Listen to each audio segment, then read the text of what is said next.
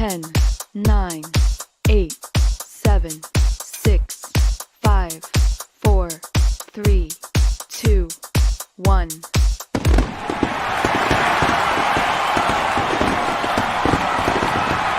Warning. Viewer listener discretion is advised. The majority of the content of this program is not fact-checked. It is highly advised that it not be used for teaching your children from said content, other than making an example out of the hosts of what they should not grow up to be. Remember this. It's the beer talking.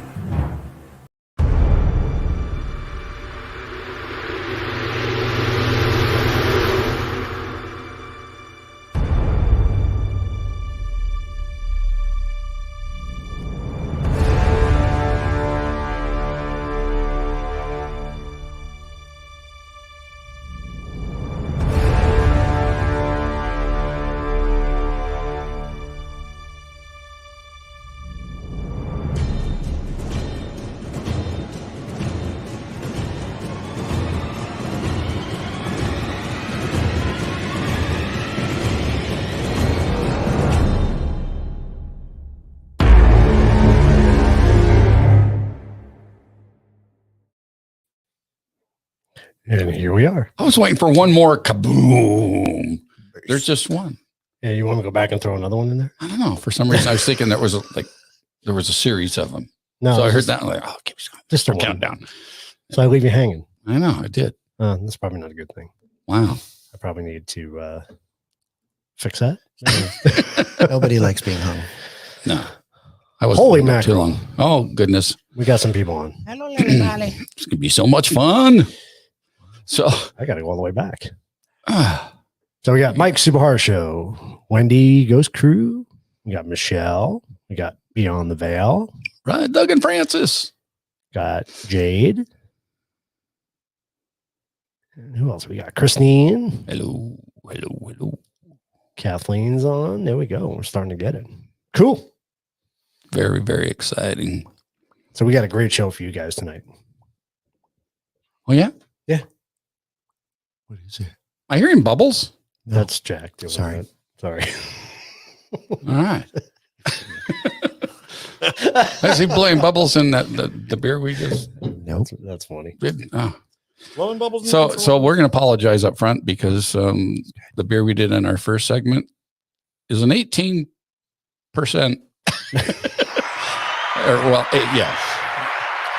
Yeah. Yeah. Crazy stuff. Yeah, it is. Oh, And Jack liked it. It was- that was crazy. That was interesting. That was good. Cool.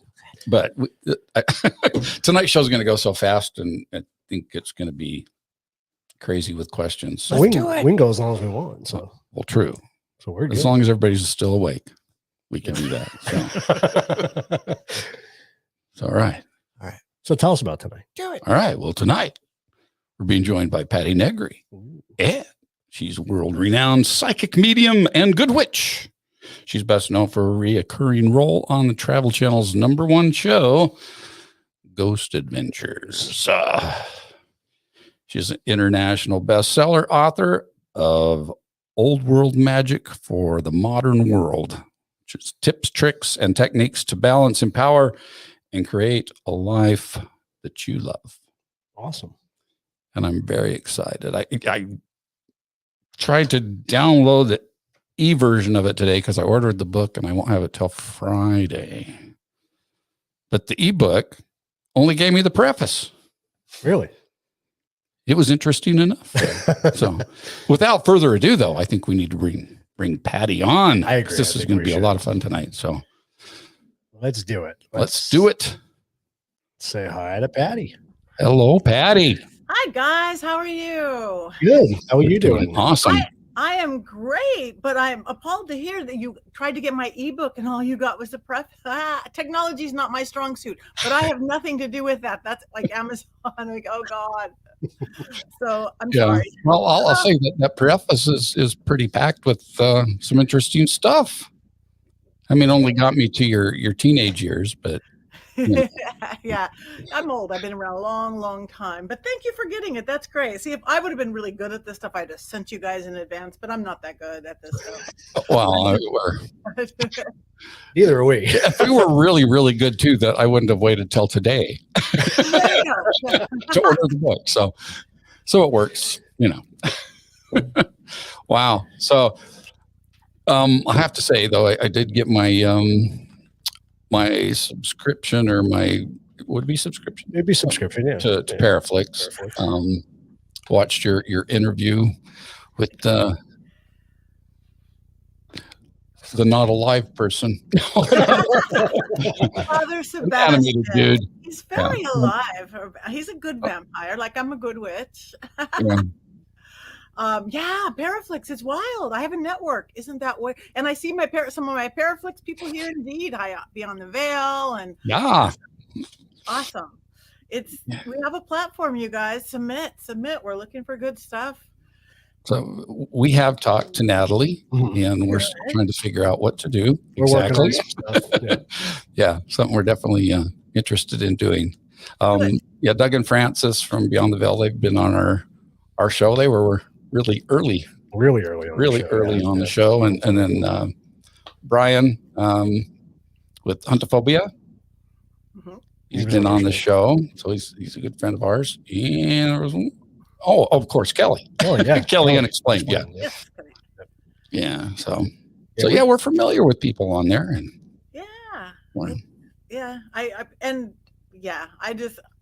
again, not being the tech person, Natalie is our good business person. So, and I'm the one going, okay, yeah, we got a network. Sounds great. That's exciting. It's really exciting. Yeah. Yeah, I've watched a few of your live sessions that you've done on YouTube, and man, some of those I'm just blown away by it. It's like I think what blows me away too, though, is you do quite a few of these shows, probably one a day almost, don't you? Yeah, I think I do. It's yeah. I want to break into I'm just a girl who can't say no. But no, life is fun. I think I'm going backwards. I'm like that little kid. You don't want to go to sleep because it's just people are amazing. Life is amazing. You know, there's light at the end of the tunnel of this pandemic thing.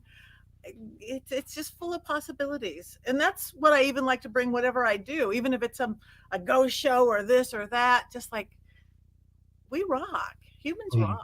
Oh, yeah. Ghosts rock. Everybody rocks. Especially ghosts.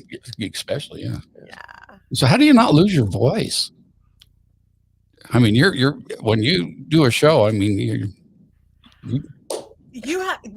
must say, I don't know. I've been talking a long time, but this week has been rough. I literally had, besides that it was launch week for Paraflix, I had 4 different TV shoots, film shoots, or some YouTuber shoots and TV show shoots. And I would be like investigating all night. I got to spend the night it's going to air in a week. I got not Ghost Adventures, I got to spend the night at the Cecil again. Yeah. And as the sun's coming up, I'm going home at 5 a.m. and I have to get up at 7 a.m. no matter what. So next week I'm going to crash out, I think, or not. I always say I'll sleep. Yeah, you can't say no. Yeah. Right. So. No, and why? It's fun. Who would turn down a night at the Cecil on the roof? Okay. Yeah. Nobody. Crazy stuff. Yeah. Well, should we go way back? Way back? Let's go way back. Let's go way back, kid. So what got you? What got you? That's what it is. I was talking to spirits as long as I could talk, and I've been talking a lot though. When I was 3 or 4, I just remember the supposed imaginary friends little kids have weren't imaginary. Literally, the guy in the closet, the guy under the bed, all those cliche things that you think are imaginary just weren't. They were real creatures and beings and elementals I could talk to, get real information, and give it to my parents. I just thought it was normal. And I actually sort of think it is. I think kids are really, really intuitive, psychic when they're born. And it just gets taught out of us in our our modern Western, non-mystical, non-magical society. I actually think that's one thing, all this interest in the paranormal and ghosts is at least bringing mystery and mysticism back into our world. But I always had an obsession for the dead, not ever in a morbid or dark or scary way. I just wanted to talk to them because I talked to them. So I literally did my first seance. I was 7 or 8, probably 7.5, in my little suburban home. Went in the hallway where there's no windows, stuffed towels under the doors, realized I didn't know dead people, called in Marilyn Monroe, John Kennedy, anybody in the late 60s who knew who, a dead person was. And my windowless, lightless hallway filled with orbs and lights and spirits and flying around the room. I had lit the veil. I came up with my first chant. I ran out screaming because I was 7, but inside I was jumping up and down going, yes, this is real and we can control this. We can control this. So I've spent my life studying it, studying religion, philosophy, metaphysics, science, occult science. My grandfather was this big, very atheist psychoanalyst, but I read his books and he just uses different words to kind of explain the same thing, just atheist science words versus magic words or spiritual words or paranormal words or occult worlds. It's just, if you take it down to energy, we're all energy. Ghosts are energy. Everything's energy. And I was going to ask you, does it run in your family? Yeah, that's one reason I think it didn't get taught out of me, again, because we didn't have any belief systems like, oh, what you do is evil or dark. Right. When my mom would go, we're going to go meet the Joneses for the first time. I'm like, I was there last night. She's like, you were not there last night. And I explained every color of wallpaper and walls and everything. And she's, okay. And then she'd just kind of go, oh, Grandma did that. Grandma always knew when somebody would die. Yeah, Grandma did that. So I guess it just in the blood. Right. That's interesting.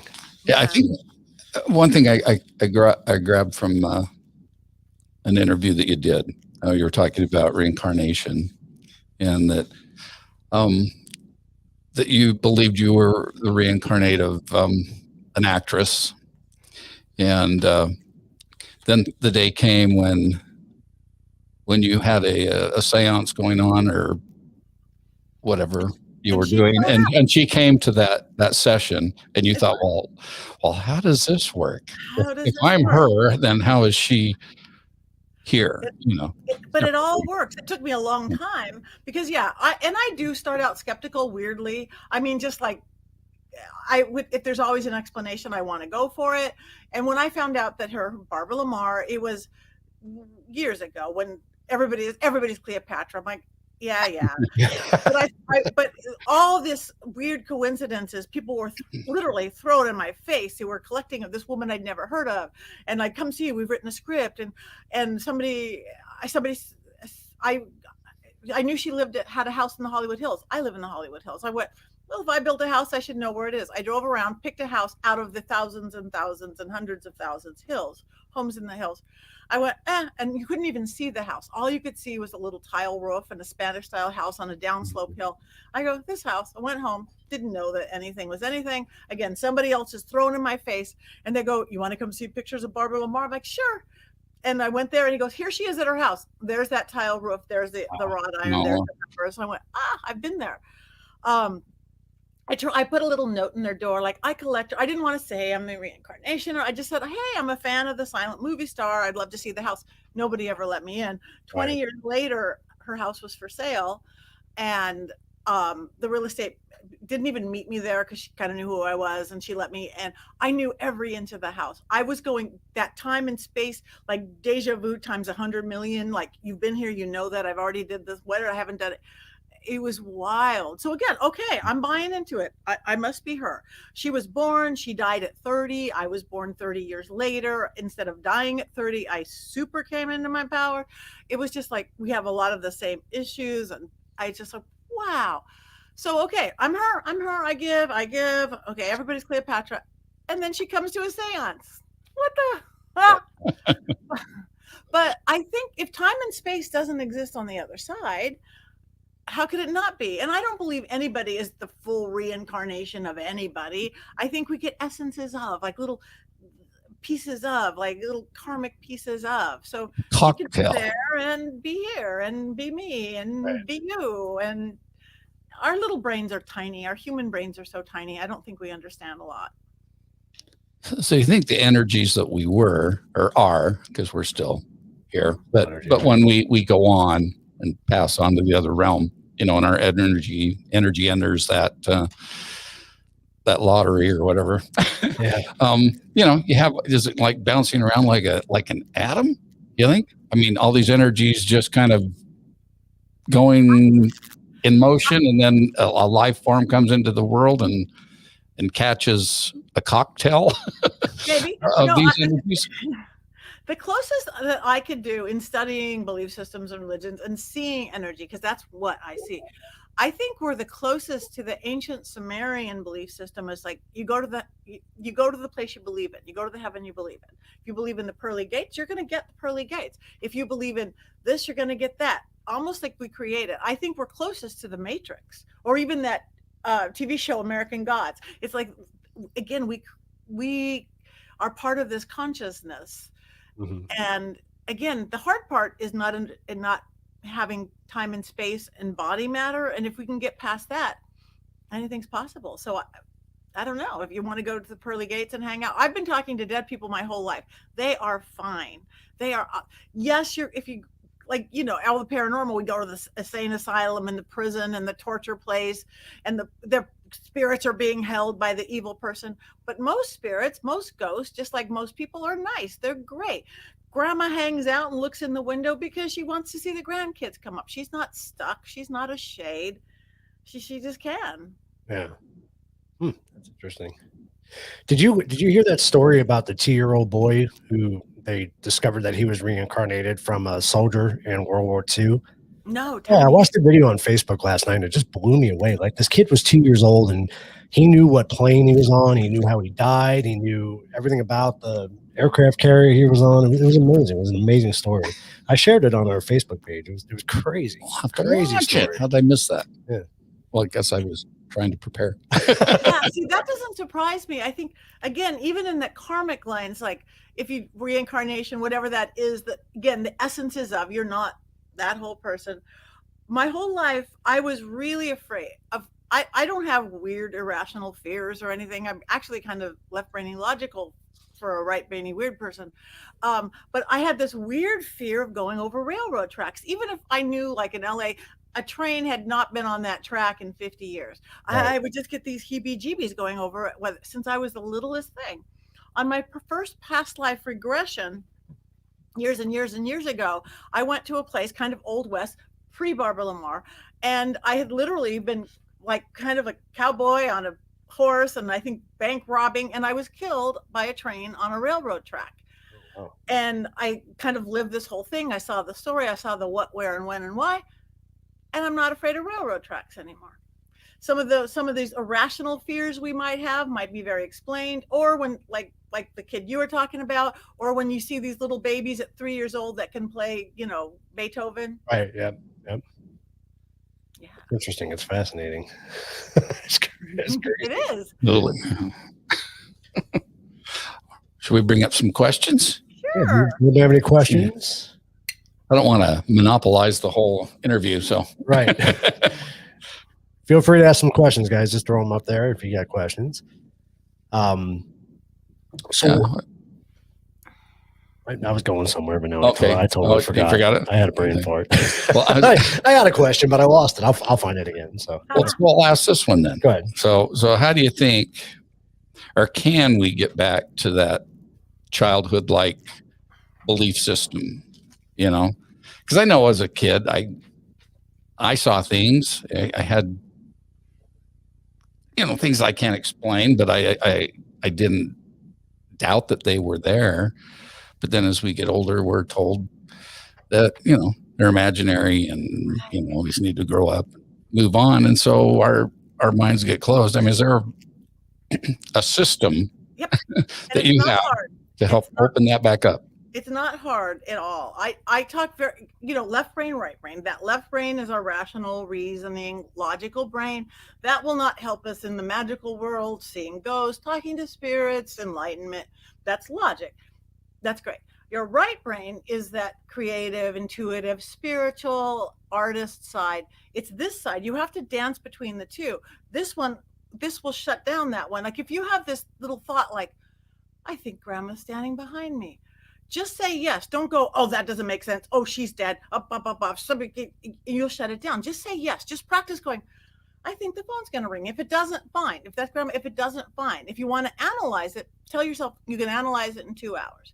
In 2 hours, if you go, was that grandma standing behind me? It was probably indigestion because I ate that pizza and somebody opened the window. Fine. But the more you could just say yes to that. Yes. In witchcraft, we literally will lay down our broom, our besom, witch's broom. The way we fly on it is flying between the worlds, not really flying on the broom. I haven't mastered that one yet. But on this side of the broom, the besom, is this mundane world where, gravity counts, life counts, listen to traffic things. On this side, anything could happen. And when you step over that, you step out of the world of reason, you step into the world of magic happens. Anything is possible. Angels exist, ghosts exist, fairies exist. And then when you get that left brain out of the way, everything opens up. So there's 1,000 ways to do it. Practicing, of course, meditation techniques, breathing techniques, just learning to quiet the mind, light a candle, put it in front of you, let your eyes glaze off. If you need to do a chant or a sound or anything to just, as soon as you quiet that left brain, there's lots of ways to do it. And then you can start practicing, even like a deck of cards. I'm going to trust that it's a green card, a black card, a red card. I'm really good with playing cards. The green ones, the green hearts. And again, it's you can't analyze and you can't judge and you can't get in your own way. And then it starts happening, and you can't be afraid of being wrong. You can't.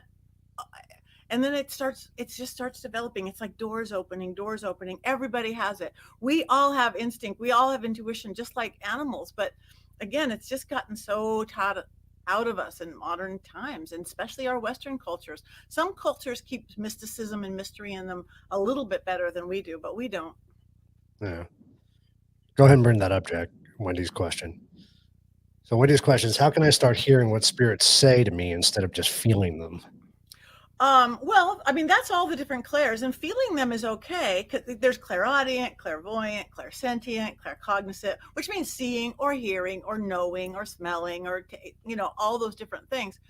Again, it's just, we will have one stronger sense. Usually you can develop them all. When I'm doing in class with somebody, I will have everybody, before they know what they're doing, just wherever they're sitting, do a 360 around the room, and then close your eyes, and then try to remember what you saw. Now, are you remembering? Is it visual? Is it insight? Is it a knowing? Is it a sense? You can't see what your strongest things are, because in our regular lives, our mundane, some of us are more visual, some of us are more audio, some of us, that's why some people become musicians and some people become doctors, and some people, if you follow along what your strong point is, I think but start developing it is just, again, choosing it too, and then practicing it and getting out of your own way. That's getting out of your own way. My best way to practice is what I call dream school. It's in my book, you'll see. But put a glass of water by the side of your bed at night. Don't drink water by your bed, you guys, unless it's really sealed. You know how bad it tastes in the morning? It collects everything. Don't have it really sealed and a little bit farther away, but have a dream water, because water is a conduit. Water is emotions. Almost 60% of our body, almost 70% of our planet is water. It's the emotions. It's the mists of the ancestors. So put this little glass of water and say, this is my dream water. I want to be able to see spirits better. I want to talk to my grandma spirit. I want to get to know my spirit guides. Or it could be, what is the meaning of life? Or mundane, what outfit should I wear tomorrow? Or just show me.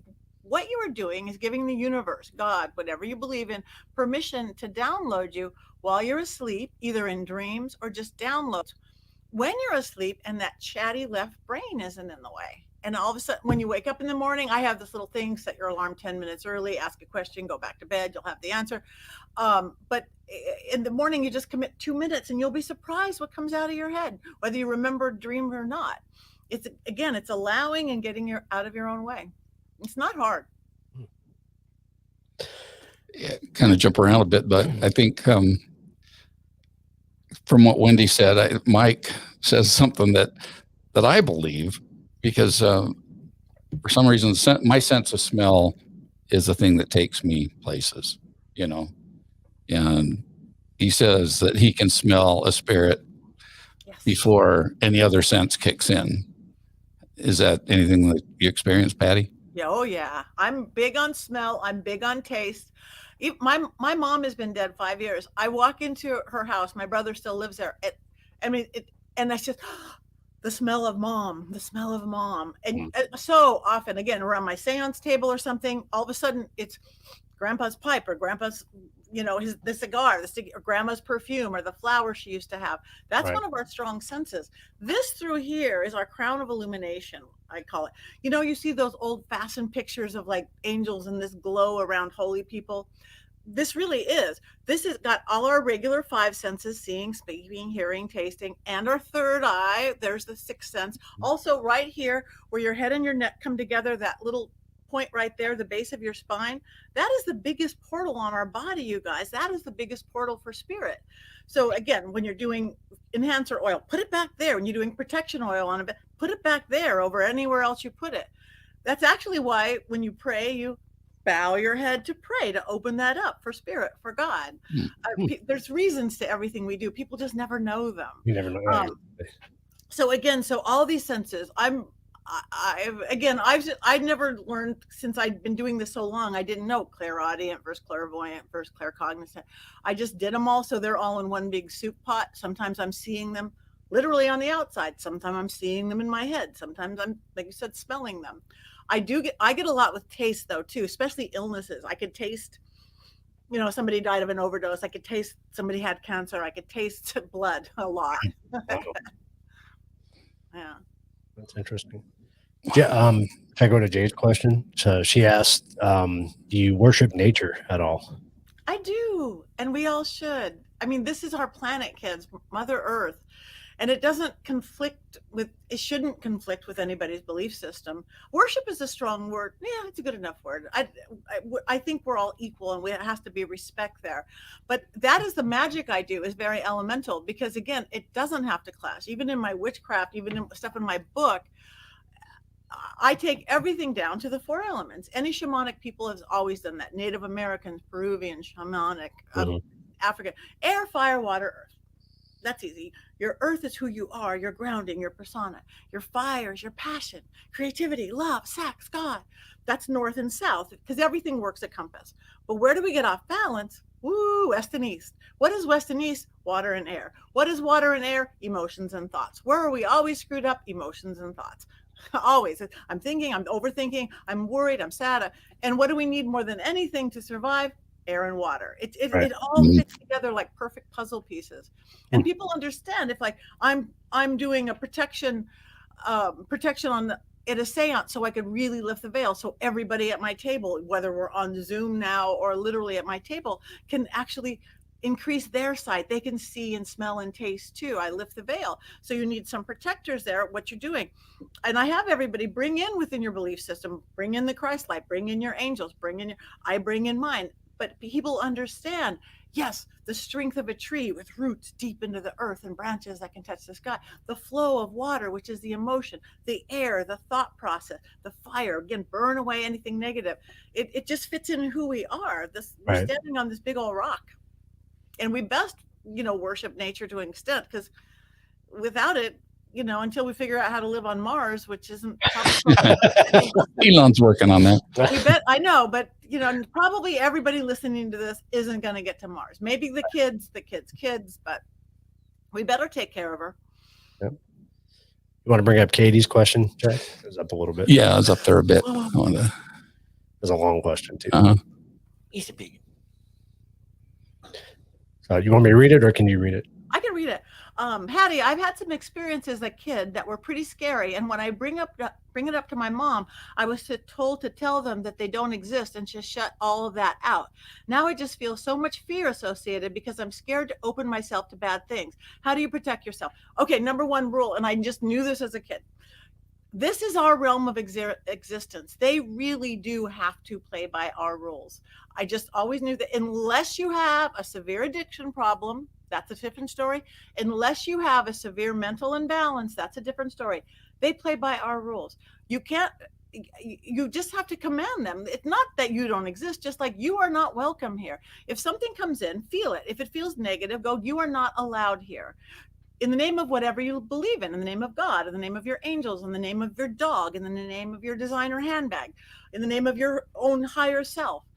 Don't want to say it with anger, because if it is negative spirit, that will feed it. You don't want to say it with fear, because if it is a negative spirit, that will fear. You want to say it like a parent or a teacher, a disciplinarian. Nope, my body, my house, my room, my bread, you must go. And guess what they do? They do. You know, and 99.9% of the time, not getting it again. You're not at the insane asylum. You're not in a demonic possession of whatever.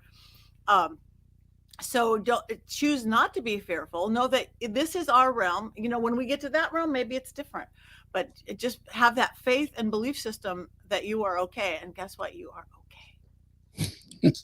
So when you talk about addictions and mental instability, that's when you start getting into possession, right? Is that where you? Yeah.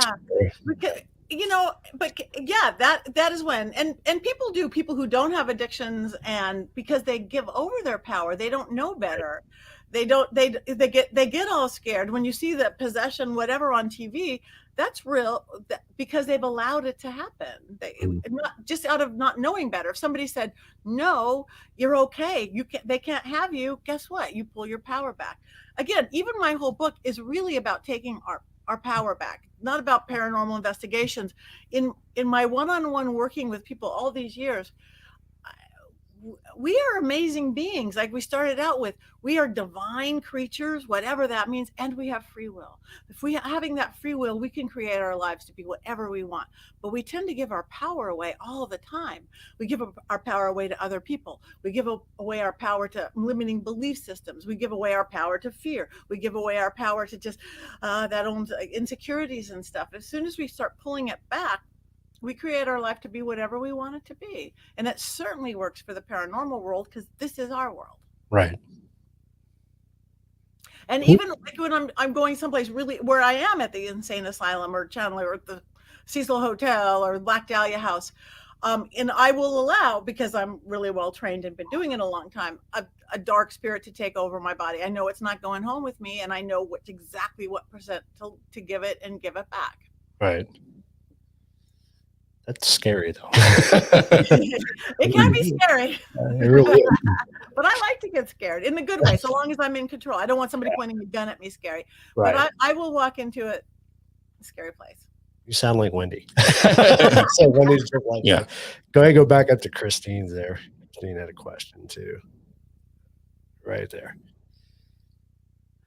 I'm starting to see more spirits now that I am in my 50s than I did when I was younger. Can you possibly tell me how I can connect with them better, whether it's talking to them verbally or telepathically?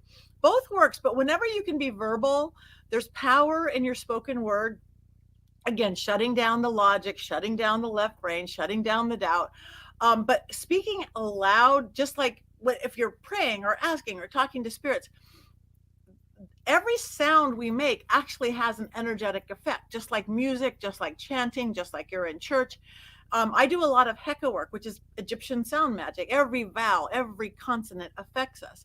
Plus, if you're saying something out loud, it causes something. If you're saying something out loud, your air is coming out. That's your pneuma. That's our life force, you guys. Hello, spirit. That's our life force coming out. And even the moisture in our breath is our free will. That's why some cultures spit, like some Mediterraneans, like, oh, what a pretty baby. You don't have to spit. But they do that because that's our free will. Yeah. So again, if you're going, hi, who are you? Are you human? Were you ever? And I do say, talk to them. If they're negative, say, get out. You know, you're not welcome. If they're positive, don't be afraid to talk. I mean, everybody listening here, and you guys, you do talk because you're paranormal people, but normal people, nobody here is normal, I know. Those normal people, something comes in and they just kind of freeze. I just imagine there's a human sitting there, jaw drop, and there's a ghost sitting there, jaw drop. Nobody's talking. It's like, talk. Who are you? Are you human? Are you an elemental realm? Are you angelic? Are you spirit guide? Are you male? Are you female? Do you have a gender? Talk. You know, if you want them to talk, you know, so long as it feels okay. Listen to yourself. Oh, what was your question? Oh, yeah. Yeah. So you're just trusting it more, and you're listening to shows like this. You're hanging out with people. So that's how. Cool. The only reason I'm going to talk about me for a second is just so that it frames the question right. So you know where I'm coming from on it, though, because I pretty much came up a true believing Christian, went through some things that made me doubt, that turned me atheist.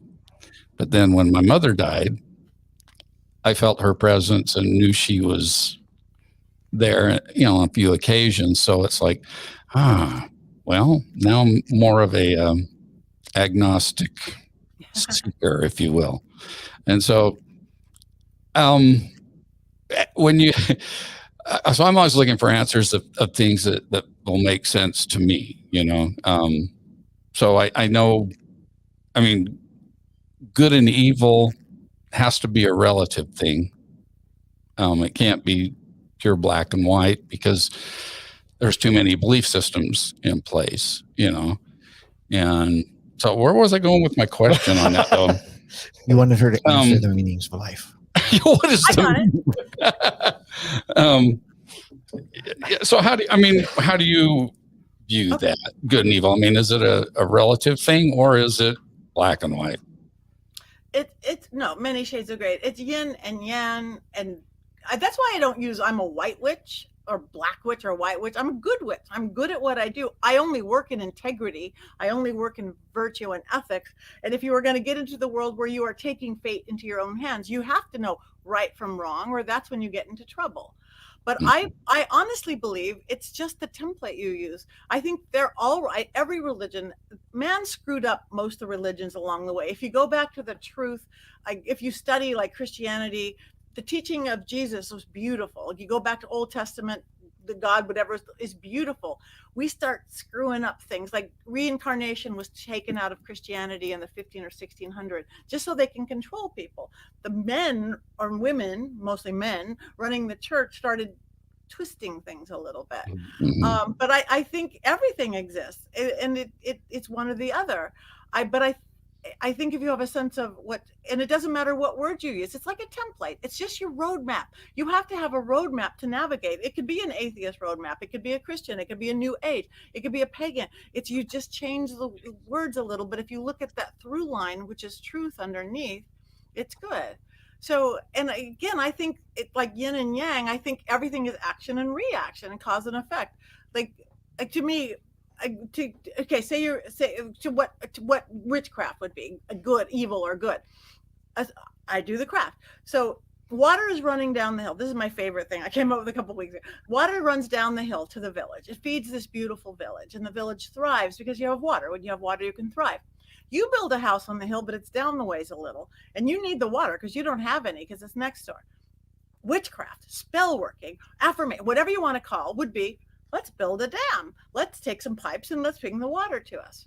Now, what I think would be bad magic, dark magic, is you take all the water and then the village dies or has to move away, or they get revengeful and they come up and kill you.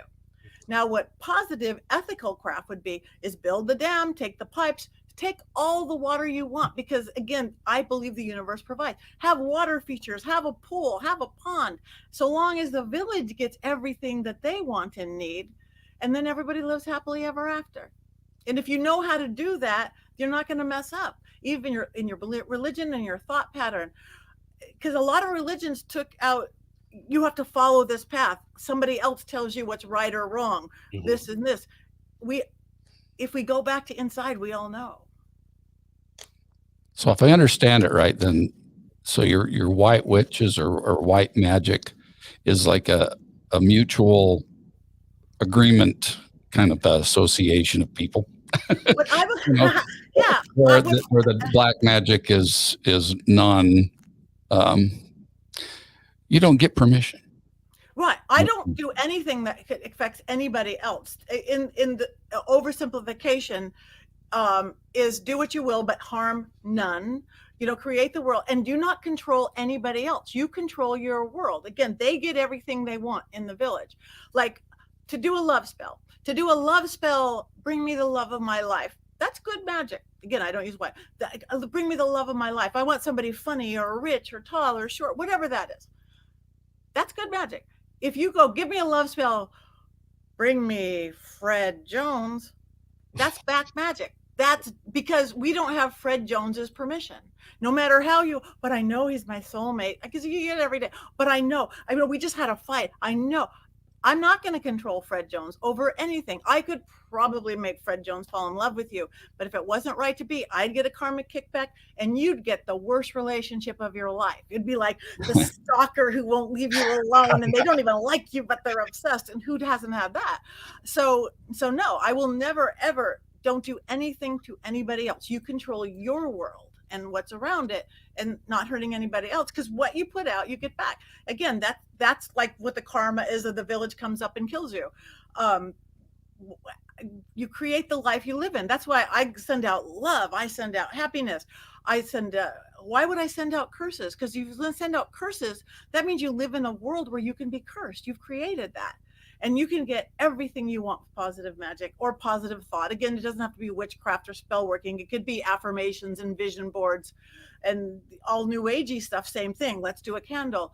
I have gotten ridiculously amazing things, and that's kind of my hobby now. It's like when I got through my health issues, when I was supposed to be dead by 50 or in a wheelchair if I wasn't dead by 50, I went, no, I believe we could do anything. I've cured myself of everything. So at 50 instead, I beat like 80,000 people to get on Wipeout, the world's largest obstacle course. And yes, I did the big balls. It's hard as I gotta find that awesome. one. That's cool. yeah, that's on my web. I've got little clips of it. You can't do big clips because then there's this thing called copyright, but I got clips. Yeah. But when you're there at the and then hardest, scariest, most empowering thing I did, and I go, wow, I beat 80,000 people. Now what do I not do? I don't cook. Okay, I'm going to get on Master Chef. I beat another 100,000 people to cook for Gordon Ramsay. I did it again. I beat 100,000 people to get on America. I go, I don't have any kind of talent that would get me on America's Got Talent, so I'm going to get on America's Got Talent. Then next thing I know, I'm rolling around on the floor of the Dolby Theater with Howie Mandel. And when I would be at these big auditions where there's 100,000 people there, literally, and they're seeing people across the country, I'm sitting there doing my best. But instead of going, what you see at competitions, people go, oh, I hope that one breaks their foot. Oh, I hope that one does.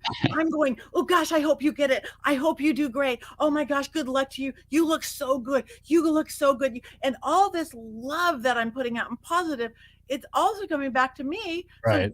So people just don't get it. They hold on to this other thing. It's an abundant world, and you don't have to ever do anything negative or dark or ever. There's no reason.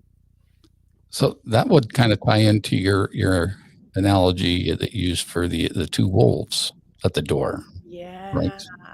Yeah, that's my favorite one. Want me to tell that one? Yes, please. Yeah, please. It's not mine. It's Native American, and a lot of people know it, but I catch myself every day. Okay, so everybody who doesn't know this one, and those of you who do, don't give it away.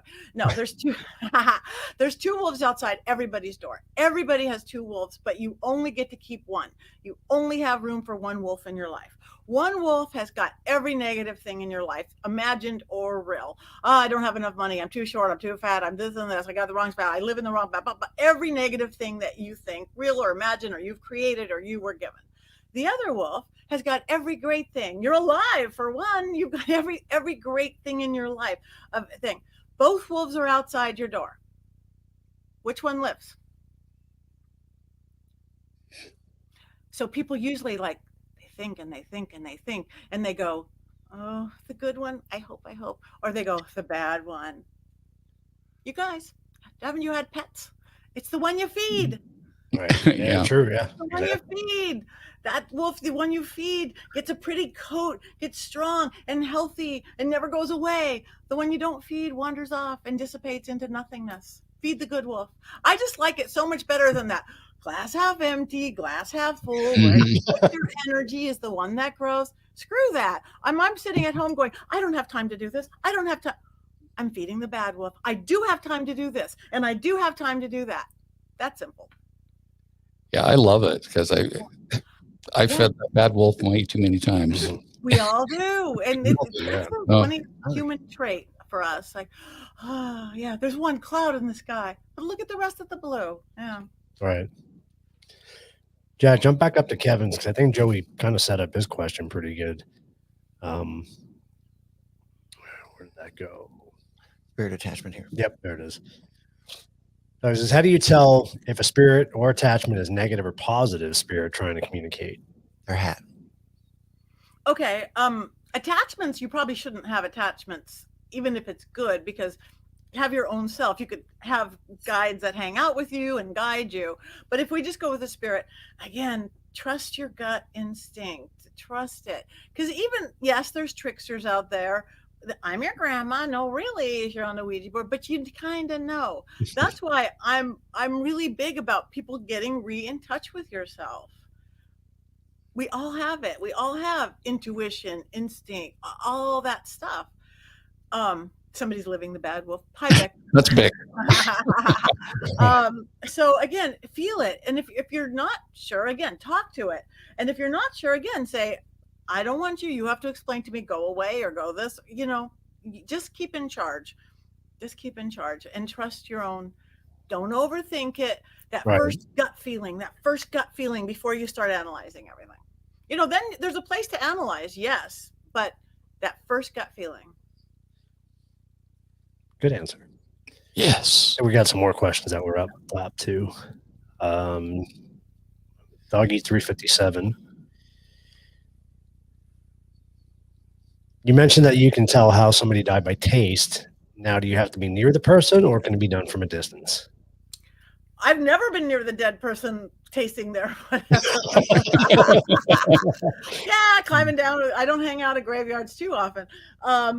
No, or if you mean the person that I'm talking to, no, time and space doesn't exist on the other side. If somebody's going, we are sitting here, or I'm doing a one-on-one, and I want to talk to spirits, I'm very picky about who comes in, especially in controlled audiences, only good and light spirits, only spirits attached to the people, ancestors, loved ones of the people. So no, distance has nothing to do with it, of either the person who's deceased or the living person asking me. Good question, though. I have a question. Go bring yourself up. Bring yourself Jack. up. Shoot. It says you're the host. So how do I take this? I don't want to bring myself in. Oh. Yep. See, is that me? I don't know how to do this. Oh, because I didn't see how you already left me out. So I'm the disembodied spirit. Sorry, guy in the back. That's Jack, our control room guru. And no, I forgot. Hi, Crystal. Sorry, I had to say hi to a friend. Totally cool. So, what's your question? I forgot. That totally threw you. Huh? I totally threw me. You'll think of it. I'll think of it again. So next time I come in, it'll come back. So Jade777 asks, "Is being a witch predetermined, or can it be learned?" Yes, and yes. I think it's in the blood. I think again, to be a witch can mean a lot of things. It could be, I'm a witch. It could be a religion. I choose to be a witch. I am Wiccan. I worship the goddess. I am ceremonial. I am I'm a traditional British. I am a chaos. But it could be a religious choice, or it can just be a practice. I practice the craft, again, where I am willing to take fate in my own hands, and I believe this. Most people are both, but you don't have to be. So therefore, you can be a Christian witch. I know tons of them. You can be, an agnostic witch. Hard to be an atheist witch, but not impossible. But I do, and so anybody can learn, and you can learn the basics of magic and doing it. I do think there's a bloodline, though, because when I was, again, that little kid in my suburban backyard, I would be in my backyard knowing that if I picked all this rosemary and I picked all this mint out of the backyard and I stuffed it in my mom's wallet, it would bring her more money. She didn't understand that so well. Why are you putting all the bushes in my wallet? But I just knew it. And then years later, when you start studying herbs and plants and oils and all this apothecary that I work with, I was just exactly right. It's just a knowledge. So I think it's in the blood. I think there's a bloodline to it, but you don't have to have it. Okay. So here it is. Okay. Question being, if you're doing a seance or whatever, you're reaching out for people that crossed over the other side. I understand the concept, time, space not existing on the other side. Have you ever run into a situation, or is it possible to run into a situation where an energy or a spirit that you're seeking has already moved on to their next life? Yes. And what's weird about that is just like with that Barbara Lamar story, I think they still essences of can come back. I think they've moved on. They've been reincarnated. They've gone on to whatever they choose to do next. And the essence of that, whether it's the Akashic records or the great consciousness, they can be there. Why spirits like this? Again, figuring out why. Okay, I get what we get out of it. Ooh, we get information. Where'd you hide in the will, Bob? Did you forgive me for not being at your funeral? We get information, titillation, all sorts of things. They get a little bit of a sense of time and space, because they're great. Like I said, spirits are great. Dead people are great. They get to be fishing at the same time they're watching their grandchildren. At the same time, they're great. But if without time and space, all of a sudden, if we are sitting there talking to them, whether it's a paranormal investigation or a seance or a mediumship gallery or just a one-on-one, it's like real time. It's like, who are you? Yes, your grandma. Da da da. So it's like them being kind of like a little more alive for those moments with real time. So it's a win-win situation. I always have them come afterward, touch and stuff, and you get good information. I've literally got everything from an iPhone code. And that's very specific and that's practical. It's not like, oh yes, flowers and butterflies. This young guy died, very young, leaving a young wife and this beautiful child. And there they sat with his iPhone, and they didn't know the code to open it up with thousands of pictures and videos of the family they wanted to get off now that he'd passed. And they didn't know how to do it. So he gave it to me, boom, boom, boom, we opened it up. Wow. Again, they could be very practical. And that was funny because that was actually about the same time it made national news that I think the FBI or whatever, the government wanted Apple to give them a code on some phone. Oh, I remember that. Yeah. There was some criminal thing, and Apple was like, no, we won't do it. We won't give you the code. And I'm like, I should have just talked to a medium. Yeah, exactly. I don't know. That's interesting. Go ahead and bring up Christine's question, and then I'll run in and get him pulled up so he can when he wants to. So which one is she? It was up there a little bit, right there. Okay, there we go. That one. Most of the spirits I see now are more shadow figures than anything. The 3 shadow figures I seen last night didn't scare me at all. Do you think shadow figures are bad or just misunderstood? I don't think they're bad at all. I think a shadow figure can be grandma, can be a spirit guide. It's hard. It's energy. It's just energy. It's, again, feel the difference. That first gut instinct.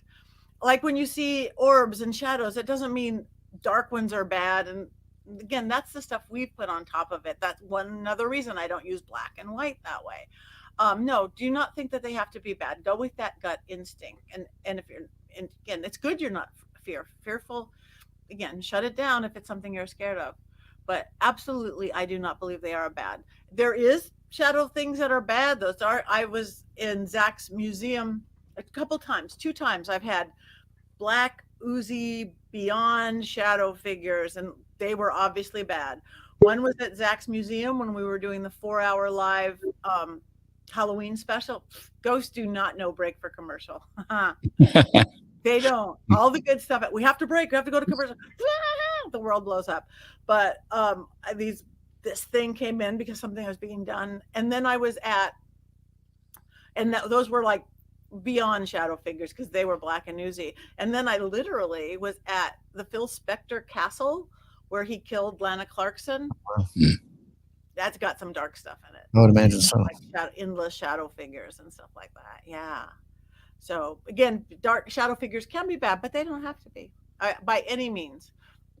Yeah, that's kind of, would that be the relative part of, we had a demonologist on last week and got into a little discussion about the dark ages, when all kinds of good people were being tortured and put to death because they were too smart, basically. So my mind says that those good, smart people could be enemies of the church now and could be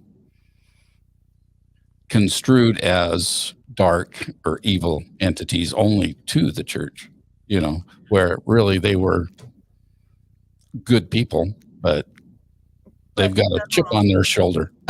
Yeah, and they could, and that certainly could happen. It certainly could be, because in my experience, again, everybody could be different. When somebody dies, it's not you become completely enlightened or, oh, now you're angelic. You're you. But I do think that you do get a higher perspective of things, whether literally higher because you're up looking down, or just some of the petty stuff goes away. I'm not saying it's petty that you're like put to death as a witch or the dark ages.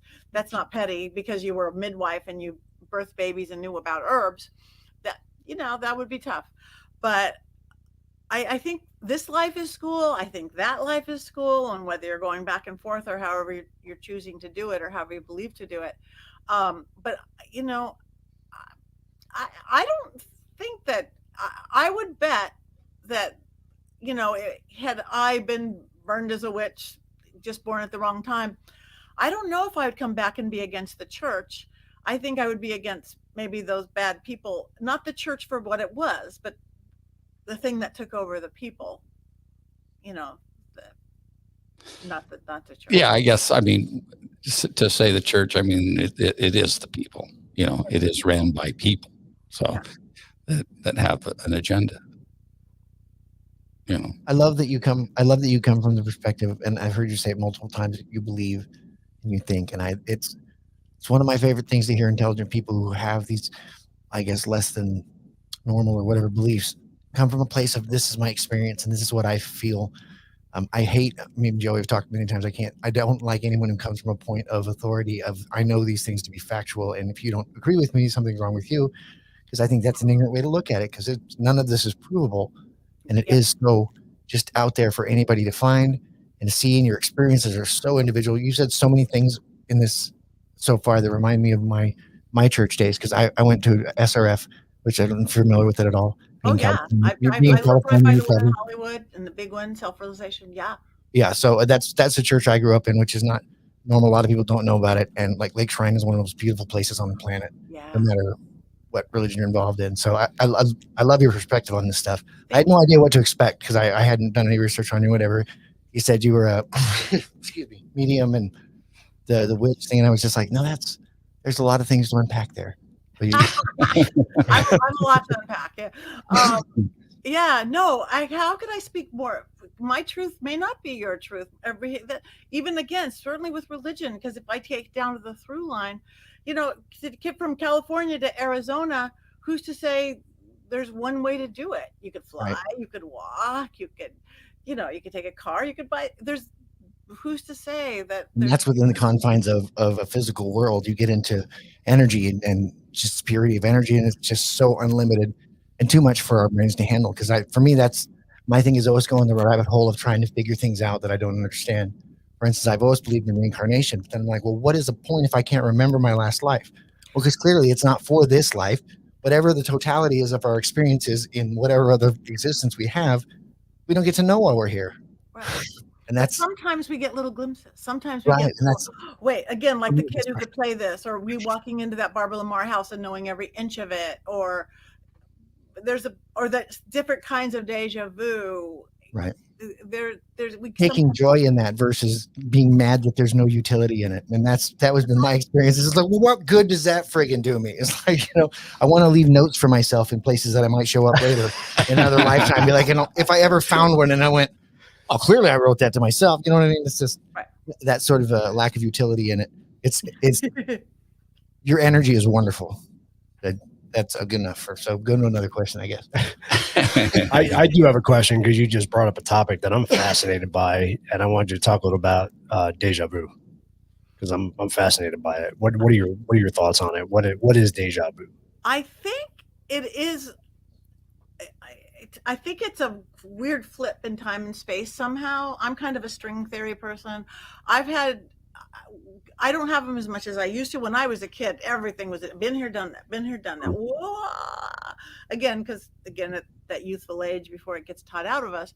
But I've had two, and it wasn't always me. Again, when I went into that Barbara Lamar house, I got to go in by myself. Just again, the universe put all this stuff that I knew every inch of it.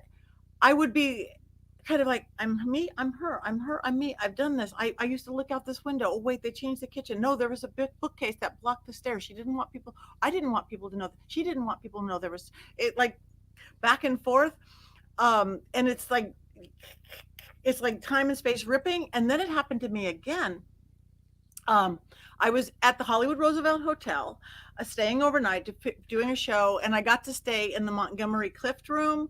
That's like the most haunted room. I think it's 928 or something. It's where the actor, he's an old time actor, Montgomery Clift, lived for 3 months while he was filming From Here to Eternity. Oh, wow. and so we did whatever with the shot. Then they locked me in the, not locked me, they put GoPros and cameras all over the room, and I went to bed. When I first got in the room, it was a trip because this man ghost came up to me and he's like, "Who are you?" And I'm like, well, not this literal, but "Who are you?" "Well, who are you? Who are you?" "Well, I'm Patty." "Well, and he gave me whatever his name. He goes, "I'm Monty's attaché."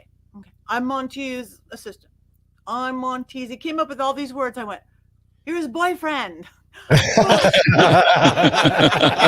say that now. It's a new age. You can say that now. He was so protective of him. And so anyway, we got this thing going, and I brought a trumpet with me because in the hotel people hear trumpet all the time, because he used to play the trumpet because he had to play the trumpet in the old movie From Here to Eternity, and he had to learn to play it. So he used to bother in the 40s or whenever he lived there, people, the other hotel guests playing the trumpet. So I brought a trumpet. So I'm sleeping with the trumpet at the hotel. So I blew it once, and they knocked me out, almost like they slipped me a Mickey. I had all this planned. I was going to do this. Boom. I went into this other weird dream state, whatever. So that was its own experience. But the deja vu thing, in the morning, I get up and I'm like, okay, whatever. I got to take a shower. The crew's going to be here in an hour or whatever, half hour. It all happened again. I don't know if I had been channeling him. I'd be brushing my teeth. I'm brushing my teeth. I already brushed my teeth. No, you didn't brush your teeth. You just brushed your teeth. Did I do this? Did I not do it? And the same thing in the shower, everything. It's like, I was like clashing two lives, and I felt the frustration. It's a tiny little room for as much as they charge for it. Tiny little room. It's this big. There's not even a place to set your toothbrush down. Oh, and I was his experience, not mine. It was the weirdest thing ever, because it wasn't those deja vus are like a fraction of a second. This was just, I was living it. It was wild. It was cool. But I think it's little tears, little mishaps, little things that happen. That's as best as I got. Cool. Another question up there. We kind of fell behind on the I know we did. We started paying attention to this. Mike. I was looking at Kate. I think, does Katie have a question there? I do. Before we put Katie's question up, I do. Within our group that we have, I'm always fascinated by the sensitives that we have. Wendy and Rebecca, and I always, because I'm trying to open myself up to it. I'm not very open to it right now. I'm trying. I'm getting better at it, I think. But what I always try to picture what you guys see and feel. Like, I mean, do you physically see it around you, or is it something that's emotional? Or I'm curious, because you absolutely have a lot of power when it comes to that. So I'm just curious how it comes to you. Again, that's getting back to those clairs we talked about in the beginning. Sometimes I literally see outside. There's a man with a hat. He's got broad shoulders. Or sometimes you see it in your head. Like we said, somebody you smell. Sometimes it's just a knowing. I know there's a man. I don't know that I'm seeing it or not. Again, it's all about the trusting it. So I see them all, but I do have an on-off switch, and I think you have to have an on-off switch, because that's how I can live in the regular world. I don't want to be in the grocery store seeing somebody's dead mom going, "Your mother wants to talk to you." Like Long Island Medium. I don't think that's ethical. She's great. They know she's there. There's a crew. They know. So I'm not talking about her, but I think the clarity, and don't try to allow it. Just allow it. Trying sounds hard. Trying sounds like fail or succeed. Just be, just do, just allow. Change your wording. But I have an on-off switch. So when I go to the grocery store, when I want to go, I have to do work. I have to do my regular day stuff. I could just flip it off. I don't want to be bothered or be an empathic, because so many people, and I know people here that are empaths. I don't want to take on your headache or her angst or the other guy's. Just shut it up, and then you turn it on. And when both are much stronger. When it's off, you just get to be regular, and when it's on, it's that much sharper and that much clearer. It's like on is on. And I was talking to Tim Shaw today, who's a medium TV guy too, and he has it with a breath in, breath out, shut it down. So I use the word literally light switch, old fashioned light switch. I know some open the door, close the door, but you got to have it, because it'll make the on that much stronger. Again, you've now shut down the logical world, and the off, so you could live the rest of your life. And do you think a lot of people, I'm sure there's a lot of people that are empathic in this world. Do you think the fact that they can't shut it off is why they try to block it out, or why they Yeah. don't hone in Yeah, on because it. it's like if you got, it's like voices in your head. And who wants voices in your head? You know, Right. when you don't want voices in your head. No.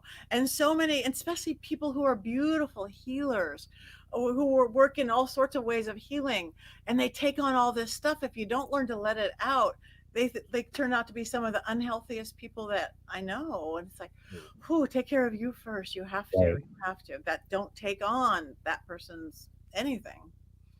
Help them. Yeah. Release it. Yeah. Thank you for that. Yeah. So when you do have the switch on, do you ever have that experience though of a bunch of people rushing you, spirits rushing you to get messages out? I make them line up. Yeah. And, you know, especially again, like let's say a seance, or a seance is great. 13 people, or on a Zoom, I'll go up to 25 heads because that's what my laptop can hold. But if I'm doing like a mediumship gallery, if I'm at a college and there's especially young people, like you're at 18, 19, 20, you have so much life force. You know, I've got 600 people in the audience and I invite them all to invite. Okay, stand by your people one at a time. Right. But they do. Again, in a very specific, no, you don't come in, lost ones. Because when you do open the veil and whatever method you use, it's like you're putting out a big open sign, open. But when you are gifted and you have it turned on, some spirit wandering by is going to see your neighbor's house, they're asleep. See your neighbor's house, they don't believe. See your house, they can see me, they're going to stop there. That's interesting. That's really interesting. We got somebody on the chat here says she can't shut it off, and I think that she needs a reference earlier with the, feeding the right wolf, and that your words matter, and there's power in them, and you believe you can't shut it off, and you're absolutely right. And it's one of the silliest things ever. But I'm like stuck with that Family Guy clip of Stewie saying, "Whether you believe you can or you can't, you're right." Truer words never said. Yeah. You can break up Katie's. I lost it. Where did it go there? That's right there, right above you. This one. Whoops. This one. Yep. He's got an hour. In cases of people being adopted, do people that have passed without meeting their grandchildren know where their blood-related grandchildren are, or is that more relationship-based? Interesting. That's a great question, Katie. I think it can be both. I think, again, if you've been adopted and your family is your family, and again, your adopted parents and grandparents, they love you and they come. I think there is something, especially because a lot of people who were given up for adoption, their parents, they just couldn't keep them. They would have liked to, or their circumstances, they do come to visit. I've had people's birth parents come who they never met them, but I'm giving them their name. And I said, her name was Sally and she lived in Poughkeepsie and she's here to see you. And she's like, oh my God, that's my birth mother. I never met her. So they will. They will. I think it's true to both. And there's bloodline and tribe. Tribe doesn't have to always be your bloodline. It might be relating to, for some reason, I like Norwegian belief system, whatever. There's no Norwegian in my body, or Celtic, or this, it's all mushy in a good way. That's awesome. Do we have another one up there? I don't know. Crystal was saying something there. Hi, Crystal. I'm going to keep saying hi to Crystal. Yeah. I know at some point I'm going to have you tell your Marilyn Manson story, because Jack's going to want to hear that one. And that one just kind of blew my mind. So at some point, well.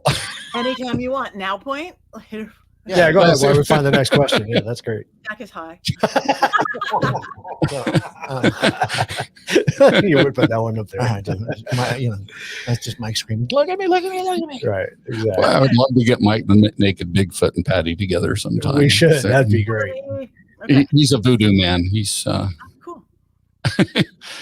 Cool. Yeah, that's really I live in the Hollywood Hills, and the very first, right under the Hollywood sign, the first movie Enclave built about 1920, and it's a combination of little cottages that were where the writers worked, to the movie star mansion next door, to the little cottage, like literally.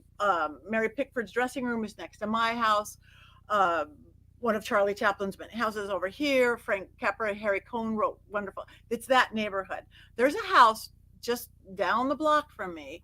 It was built by Charlie Chaplin because he built a lot for his girlfriends, which he had a lot. but this was built for his girlfriend, Mary Astor, who was a movie star of the day too, silent movie star. It was a total party house. It was built to be a party house. It looks like it was built almost like by sacred geometry, like a Masonic thing. It's like, oh wow, there's a compass drawn on the floor. Oh wow, there's exactly 12 of this. Very magically built. 19. It looks like a haunted house though. 4 levels, roundy spiral staircase that goes around. Everything spirits like. So anyway, Charlie Chaplin bought Party House, Party House, Party House. In the 60s, the Rolling Stones manager bought it. Rolling Stones lived there, Mamas and Papas, Graham Parsons. So all these rock and roll people. And then they moved out. Then the person who invented the real life sex doll moved in. And the sex doll there. And then he moved out. And then Marilyn Manson moved in. And he was my neighbor for 7 years. And he recorded there, and it actually got too kind of dark for him. So he recorded in the dirt basement. So the house obviously attracts creative, chaotic, sometimes dark or whatever people. That the house itself, it's not a family for 4 house. It never was. Couldn't probably never be. But anyway, the people they were doing a film on it, a documentary called the Mary Astor House. So they asked me to do a seance. That's what I do. So the people around the table were very young. A lot of people that big life force age. So I always say one thing: it's okay to be skeptical, but you have to be respectful, because whether you believe or not, it's real. And we had 4 cameras going, so that's really good. But this one, and we're getting some really good information.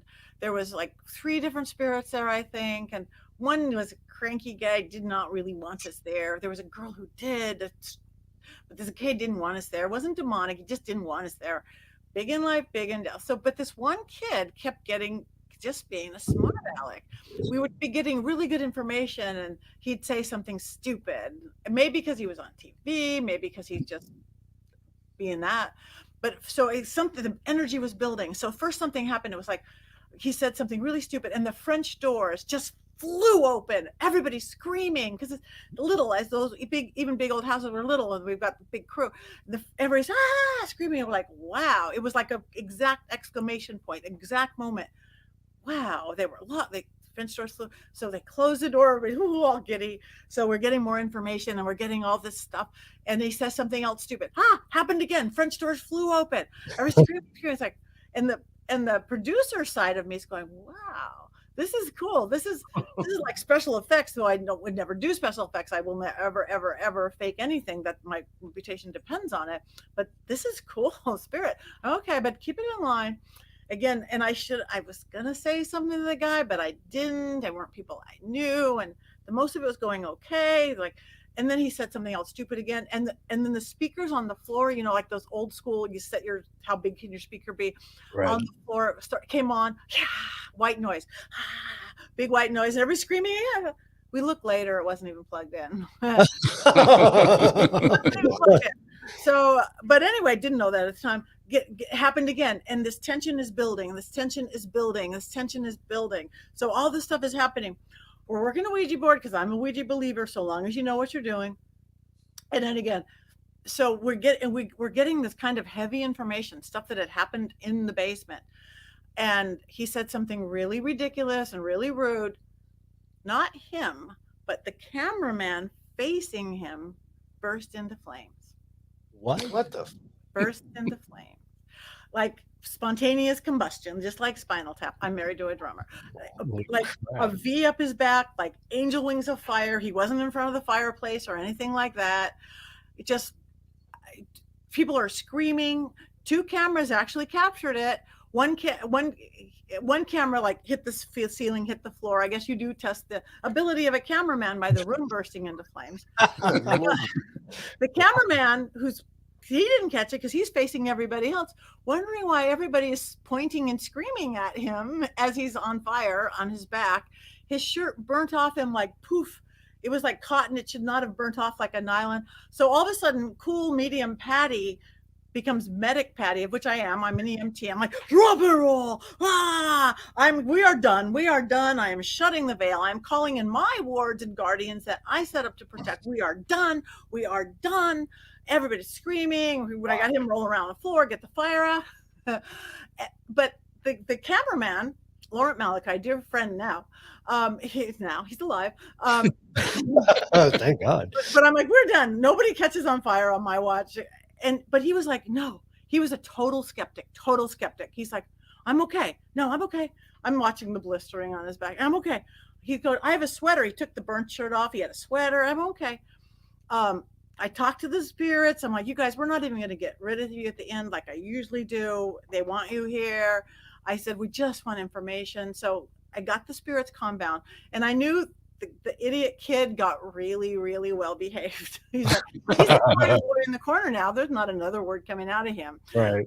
So we continued the seance, and we got some really good information, and more stuff happened even after we closed it down. One of the best paranormal things I've seen, a glass threw out of the cupboard. No one was within 15 feet, just shattered to the ground. Wow. But the coolest thing is, again, this cameraman, 3 weeks later, he said, Patti, look at my back. And it totally looked on the small of his back like he had went and got a tattoo of a dragon. It had the open mouth, the sharp teeth, the winged head into the shape of the serpent. Wow. That is the exact energy I called in to shut down the seance. I work dragon magic. It's crossroads energy. I work dragon magic. I'm like, it's perfect. It's on the small of his back. I'm like, oh my God, you have a tramp stamp of a dragon on your back. That is like the coolest thing I have ever seen. Wow. And he totally agreed. He wrote it. He actually was so inspired. He wrote a horror film. He wrote it with Stephen Norrington, the guy who wrote the Blade series, the League of Extraordinary Gentlemen, some really great and different and left of center movies. They haven't done it yet. I hope they do. It's called The Portal. It's actually about a TV psychic medium who does all the shows, all the reality shows, and a portal is opened, and then it turns into a horror film. But I did sit down with him. I sat down with him for 5 hours with the script. I go, Laurent, you can't say that. He said, but you said that. I go, I know I said that. That opens a portal. You can't say that. You don't want to be one of those cursed horror films, do you? Where all the actors die. Let's give you words that don't mean anything. Let's give you benign little words that mean nothing. So if they ever do it, it won't be a cursed horror film. So I hope they do. But because spirits, you guys don't know the difference of a TV or a movie in real life. They don't. That's what gets into trouble. Just like when we did the Ghost Adventures Live, ghosts don't know cut, break for commercial. All right. Stuff happens then. They don't. So so that's my Marilyn Manson story. Wild. I pass the house every day. Still my neighborhood. It's doing the same thing. It's wild. Wow, that's crazy. Yeah, bring up John Strand. Yeah. Hi, John Strand, my dear friend. Some man is just watching me upstairs, arms folded in, complete human form. In a moment, I am too busy to deal with him. When I stare at him, he is gone, but I know he is still there. This is the famous stairs in my living space. Okay, I'm going to tell you who John Strand is. Yes. And if you saw Ghost Adventures, the alley, the haunted music studio, rehearsal hall. Oh yeah, yeah. He owned the alley. He owns the alley. What's left? Okay, very cool. And I brought the Ghost Adventures team in, going, holy moly, this place is haunted. And everybody played there, from the Beatles, to Prince, to Tom Petty, to Linda Ronstadt. Anybody who's everybody, and everybody who isn't anybody, they're sign the brick, say everything. Yep. So he's recreated the alley now, and we're actually working together and on the series and doing it. So he's got it right now. Well, John, just tell him to leave you alone while you're working. Catch him on camera if you can. Don't be angry. Don't be fearful. John is one of those, ghost magnet people. He is. He can bring them in. I would love to record there sometime. That'd be fun. Oh, that would be great. We can. We'll give you an episode. Come record there, and we'll do it. We'll do an episode within an episode within an episode. Yeah. Yeah. See, this is what musicians do during the pandemic. So we do paranormal investigations and talk shows. We're gonna finally finish our record. Bring up Wendy's question there too, right above John's. Yep. There you go. Bingo bango. Patty, I wake up a lot at night and my mind never shuts down. Can that be because spirits are trying to talk to me, or do I know to go see a doctor? She needs to see a doctor. Six one. Just or she needs to see a doctor. It can be spirits, but also that's my exercises. Besides the dream water that I told you about, you could have like if you have like insomnia or have a glass of water different than your dream water, that everything keeps you awake goes into that water. Remember, water is a conduit. It's that muscle spasms, overthinking brain keeps in your head. And also figure out that's chatty brain. You're probably not breathing well. Again, the whole reason I started this book, again, besides the fact that people give away their power, is easy ways to fix things. I believe in that seriously, mind, body, spirit, that 20,000 books are written about. Psychology books, self-help books, spiritual books, occult books, new age books. We understand mind, body, spirit. You get what you want. You have to believe it. You'll never surpass that. Just like what you said, Jack, like, yeah, right. We'll never surpass our own belief system. Basic psychology. It's going to be easy. You just made it easier. Body. We understand you have to take action. I want to get in shape. Maybe you got to eat different, work out. The spirit part, that's the hard part to get, because that's the less tangible. What is that? But that actually is the energy that makes something happen. That is the battery power. It can actually be done lots of ways. Because if you have 1 out of 3, it's wishful thinking. I wish I was rich or famous or had a job or a love. 2 out of 3 is hit or miss. 3 out of 3, you get it. Unless it's breaking the laws of physics, flying without an airplane. You can look through your whole life and look at everything that you've made happen. You've had mind, body, spirit. You've believed it. You've taken action, and you had some faith or magic of some sort behind it. Because you could do it anyway. You could do it. Go to your religion, go to church, go to temple and pray. You could do it new age, affirmations, vision boards. You could do it old school magic, spell working, candles, mugwort, dragon's blood. Doesn't matter. If you have all 3, you get it. So I took that premise in working the elementally, how I said before, the air, fire, water, earth. Your earth is your grounding, your fire is your passion, your water is your emotions, and your air is your thought pattern. If your head is going chatty, you're not breathing. You're not breathing. You catch yourself not breathing. You maybe have sleep apnea or something. Breathe. And if you Get a CPAP. Just breathe. And also, to make it really fast, I add vowels into it. How I was talking before, how every sound we make. Vowels quiet the head. Think about it. Every vowel, every sacred word pretty much is a vowel. Amen. Om. Native American, hey, hi, East Indian, yeah, yeah, yeah, falling in love, roller coaster, opens up this crown of illumination. Again, we were talking about earlier. So if mind, body, spirit works, and you wanted to get together really fast, and you don't have an hour to deep breathe or meditate, you have 30 seconds, mind, body, spirit. Whether you're talking to your mind, whether you're talking to God, whether you're talking to the element of air itself, with this 30 seconds of deep breathing, 30 seconds of vowels, I need to pull in the air element. So whether you're going or om or E-I-E-I-O with your kid, within 30 seconds, I promise the chatter will stop, the fog will lift, and the clarity will come in. That easy. Now, if it's your emotions, if that's keeping you awake or in life, I'm sad, I'm angry, I'm worried, somebody flipped you off on the freeway, you're nervous. Whether justified or not, doesn't matter. Held inside, seething, screamed out the window, doesn't matter. If it's your emotions, that's your water element. You need water, running water. Think how good you feel after a shower, right? No matter what. After going for a swim, water releases. So you can't jump in a shower 1,000 times a day, but you could always find running water, bathroom, kitchen, sink, hose, drinking fountain, pour a bottle of water on your hand. So if that mind, body, spirit thing works, and again, it's maybe you're sad or you're angry or you're angsty, just that angst and its emotion, and you can't do it.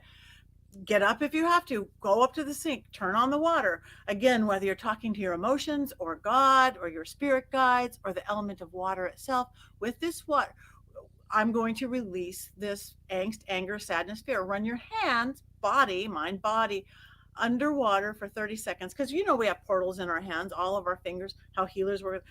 The second you touch the water, within 30 seconds, that's the touchstone. Water always relaxes us.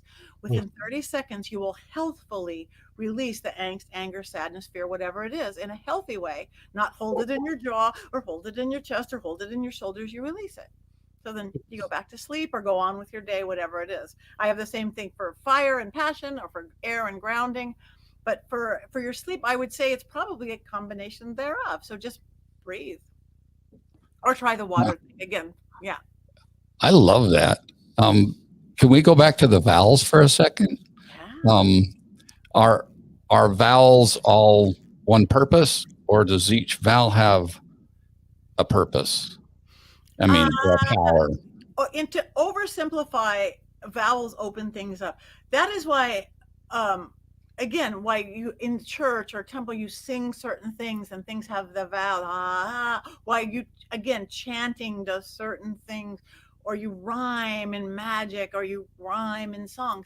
Everything, it's just like music. If you guys are musicians, you understand music can soothe, music can inspire, music can excite, and music can do everything. The same thing with letters. And I never separate. They do slightly different things, but that's way too big a lesson. If you want to know the fire one, other than vowels, if you really need energy, if you need power, maybe you got a hot date with your honey and you're not feeling it, or maybe also fire is the spirit. Fire is I want to talk to. It's Holy Spirit in Christianity. It's I need to talk to grandma. It's I want to do an art project with my kid. You know, you need that fire, or maybe you're just tired. Maybe you got all the earth in the world, but you got to get up and you need that passion. The heka or sound for fire is Z. Zzz. You know, asking a little kid, hey, Bobby, what does a bee sound like? Zzz. Within 30, again, setting yourself, okay, whether you're talking to the Holy Spirit, or whether you're talking to Pele volcano, or whether you're talking to the breath of a dragon, or the beating of the heart, or the fire within the belly, with this 30 seconds of deep breathing, with this 30 seconds of Z, I need to pull in the fire element. Zzz. Now, 30 seconds is a really long time. That was like 2 seconds. But within 30 seconds, you will start to feel a tingling in the base of your spine. It'll start to rise up your spinal cord, and you'll have the passion, fire, creativity, energy, whatever you need to do that fast. Free, anywhere, anytime. All of these balancing exercises. I call them 30 seconds to fix anything. Crystal, you did it. She said, I might be getting out of body experiences. Yeah, Crystal does. I've seen people get off like psych meds and stuff like that just by doing this. Ancient man knew this. We knew moon cycles, following waxing moon, add into your life, waning moon, let go of, go on a diet, quit smoking, do it the waning moon, full moon, be in gratitude. Early man knew this. We don't anymore. Our modern crazy society. So get back. That's it. Easy. Awesome. I can buy into that. That's cool.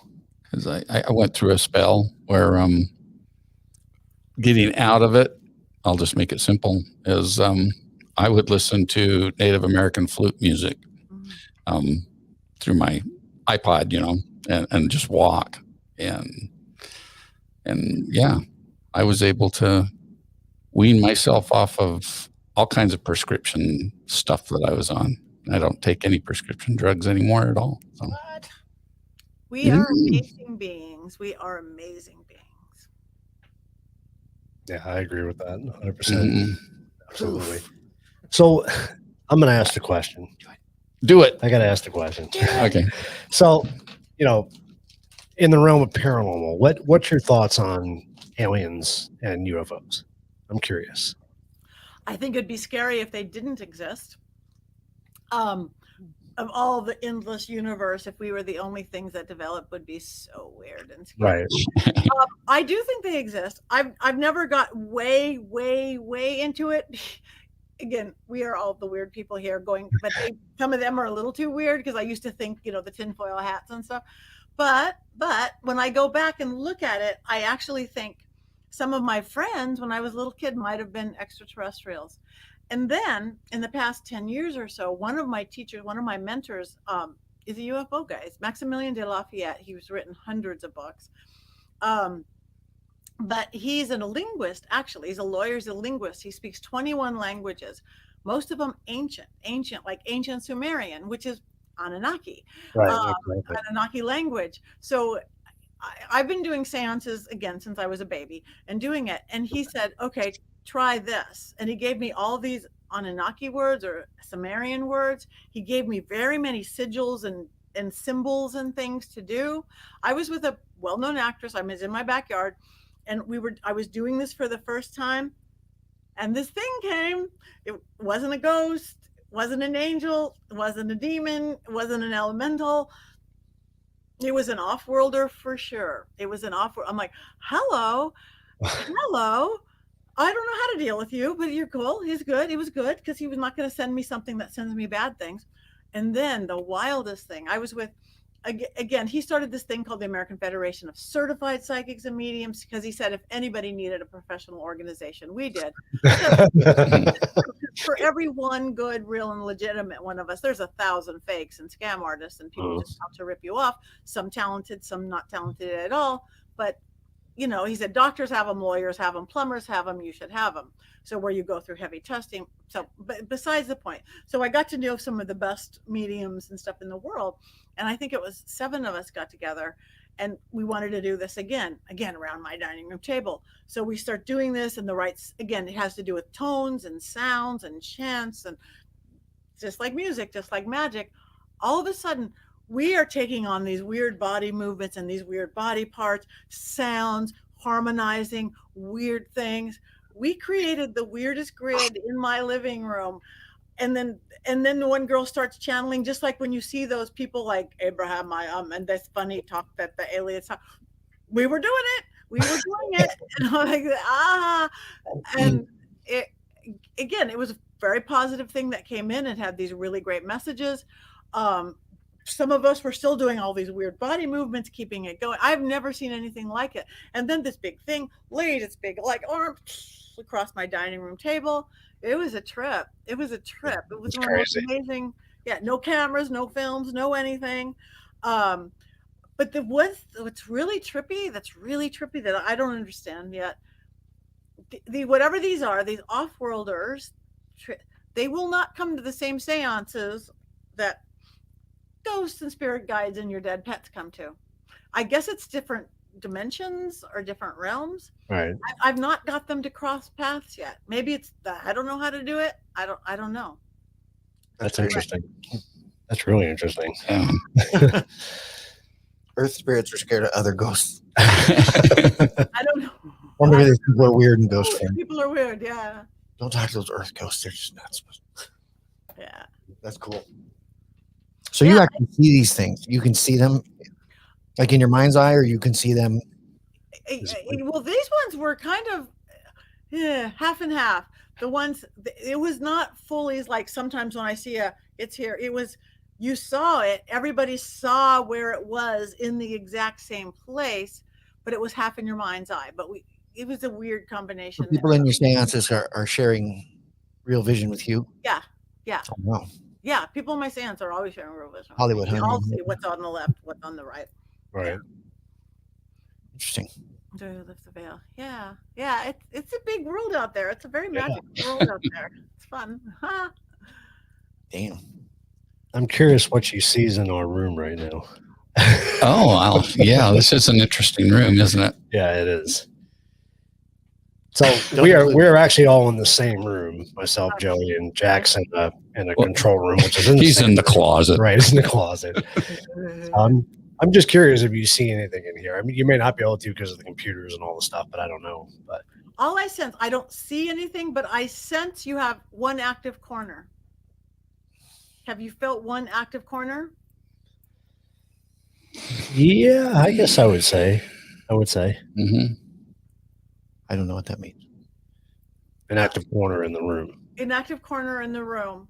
And it is a corner or close. I can't see anything. I see a backdrop and I see what you don't see the green screen. Wires and cords. green screen and I see whatever else. But I see something, it's very close to a corner. It's not right at a corner. I can't see what it is there, but I would say that there's a spirit or an energy or something like that that has a bit of a rhythm to it, a bit of a pulse to it. Have you guys got like weird sounds and stuff sometimes on your equipment that you can't explain? Yes. Yeah, we've had a lot of weird stuff happen in this room. Yeah. It's whether it's a little portal or something like that. It's an active point. Yeah. Interesting. I need to find out who it is because we've only been in this house 6 months now. I'd say probably. And at least that. The person who owned it before us, the husband passed away. They didn't say he passed away in the house, but we believe he did. So there's definitely been some interesting stuff going on in here. And I don't know if it's this room in particular because there's so much electronic equipment, so there's a lot of energy in here. Right, which will draw it in or imitate it. So both, either both, yeah. But yeah, I think there's something in there. I can't. I'm not getting if it's a male spirit or whatever. Just Right. I'm getting the buzz. Well, that's good. That's good to know. So I'm not crazy. Maybe you're crazy, but there's a ghost. Yeah. You're basically true. What did Wendy say there? She's got another question. How can you get someone that has passed that you want to hear from, but not sure that a person who passed didn't but not sure if that person who passed didn't believe they can come back or don't want to, if that makes sense. Yes. Yeah, my grandpa, that great big practically evangelical atheist, oops. I love it. Yeah. Again, you kind of get a higher, you don't become completely enlightened or anything, but you do get a slightly higher perspective. A lot of the little stuff goes away. So yeah. That is a very interesting view on it. And I don't know how it equates. Of course, nobody really does, but I'm always fascinated with the idea that what I'm somewhere, a collection of all the lives and experiences I have. And as a young person and still today, but more so when I was younger, I really, really had issue with the idea of not remembering people, who they are. Like my mother as her. I like her. I want to remember her. So the idea that somehow that becomes an amalgam of some other experiences or disappears to some degree was terrifying to me as a child. Really? Oh, absolutely. And it's still the one thing that bothers me about crossing over, whatever it is that I love my life and the people that are in it. And I don't want to lose any of that as the individuals. But I would assume you don't, but for whatever reason, that's always been my fear. Mm-hmm. I think we travel in pods. Have you ever done a past life regression? No, I've not. I like the church I grew up in. I said we did a lot of meditation. I learned a few different levels of meditation, and I had some really intense spiritual, religious experiences in my youth. And then in adulthood, I discovered drugs, and I had some of the very similar experiences as I did in the meditation, and everything became very muddled for me because it was like, well, now hold on, was that my brain? Was that really something that I had experienced as God, for lack of a better term, was mimicked with chemicals. And it really, really twisted my perspective on things. Yeah. And I can't say that I've ever fully recovered from that. Yeah. Well, you can if you want to, like you said. And that's the thing. It's like, I want to a degree, but I think that there's not really going to be an answer that's satisfying. So I'm very content with my life, but I worry about digging too deep because I don't think I know. I don't think I want to know. And I don't think I really can know. Whatever it is, it's going to be that. Yeah, I do think we travel in little pods, though. I think the people in our lives are the people in our lives for many lives. Right. They might be your best friend one time and your parent or your child or your lover. I think we travel because one thing I do notice when I do past life regressions with people, I have people meet people and I'm watching it with them. It's like I'm watching their movie. Pretty much. I'm like, okay, somebody walking up to you, it's like, do you recognize them? No. Look in their eyes. Oh, it's my mom. Right. I think we travel in little pods like that. And yeah, maybe we don't get to remember, but you still get to know them. It's strange. I've had those dreams. I remember having those dreams with people that I didn't recognize in the dream, but you knew who they were anyway. So I've experienced that for sure. And then in life, I've run into people that I don't know who they are, but they're incredibly familiar to a degree of, I know these people, but I don't know them. And that happened this weekend. People that were in a group. I'd never met them before, but I knew them. And like to a degree that I'm watching them tell stories across the dinner table. And like, I've not deja vu, but like, I know who these people are. It was, I didn't make an issue of it the weekend, but it was something that came to me that I know them already, but I don't know them. That's interesting. Yeah. We travel in pods, pod people. I really like Katie's question. Oh, I was talking. I didn't see what she said. I was going to answer Rebecca's question about Julie, though. Julie's downstairs. She's not up here. Julie's our haunted doll. Yes. I have Belle, my haunted doll, right there. I was going to ask you about that doll. Yeah. Has she moved yet?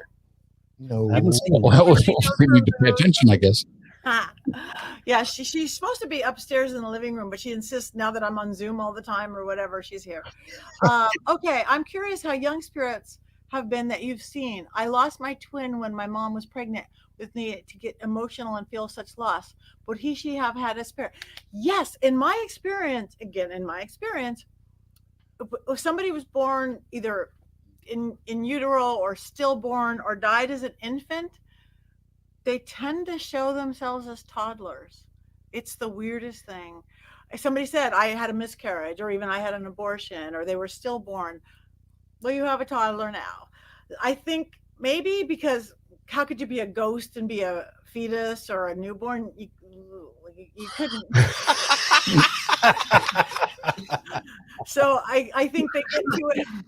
You couldn't. So, you get diapers. They get to a point where where there's a thought process somehow, and yeah, because so many people, it's weird. I don't know how to explain it, but that's what I see. So I have seen many passed as babies in whatever form of babies, pre or just after born, and they'll show themselves a little earlier. I think that is why so many times paranormal investigations, or it's the little girl or it's the little boy, really not that many. I mean, a lot of kids do die, and especially in the olden days, but not quite as many as we see. But if we're seeing the babies that died as well as the toddlers that died and little kids that died, that's why we're seeing so many kids.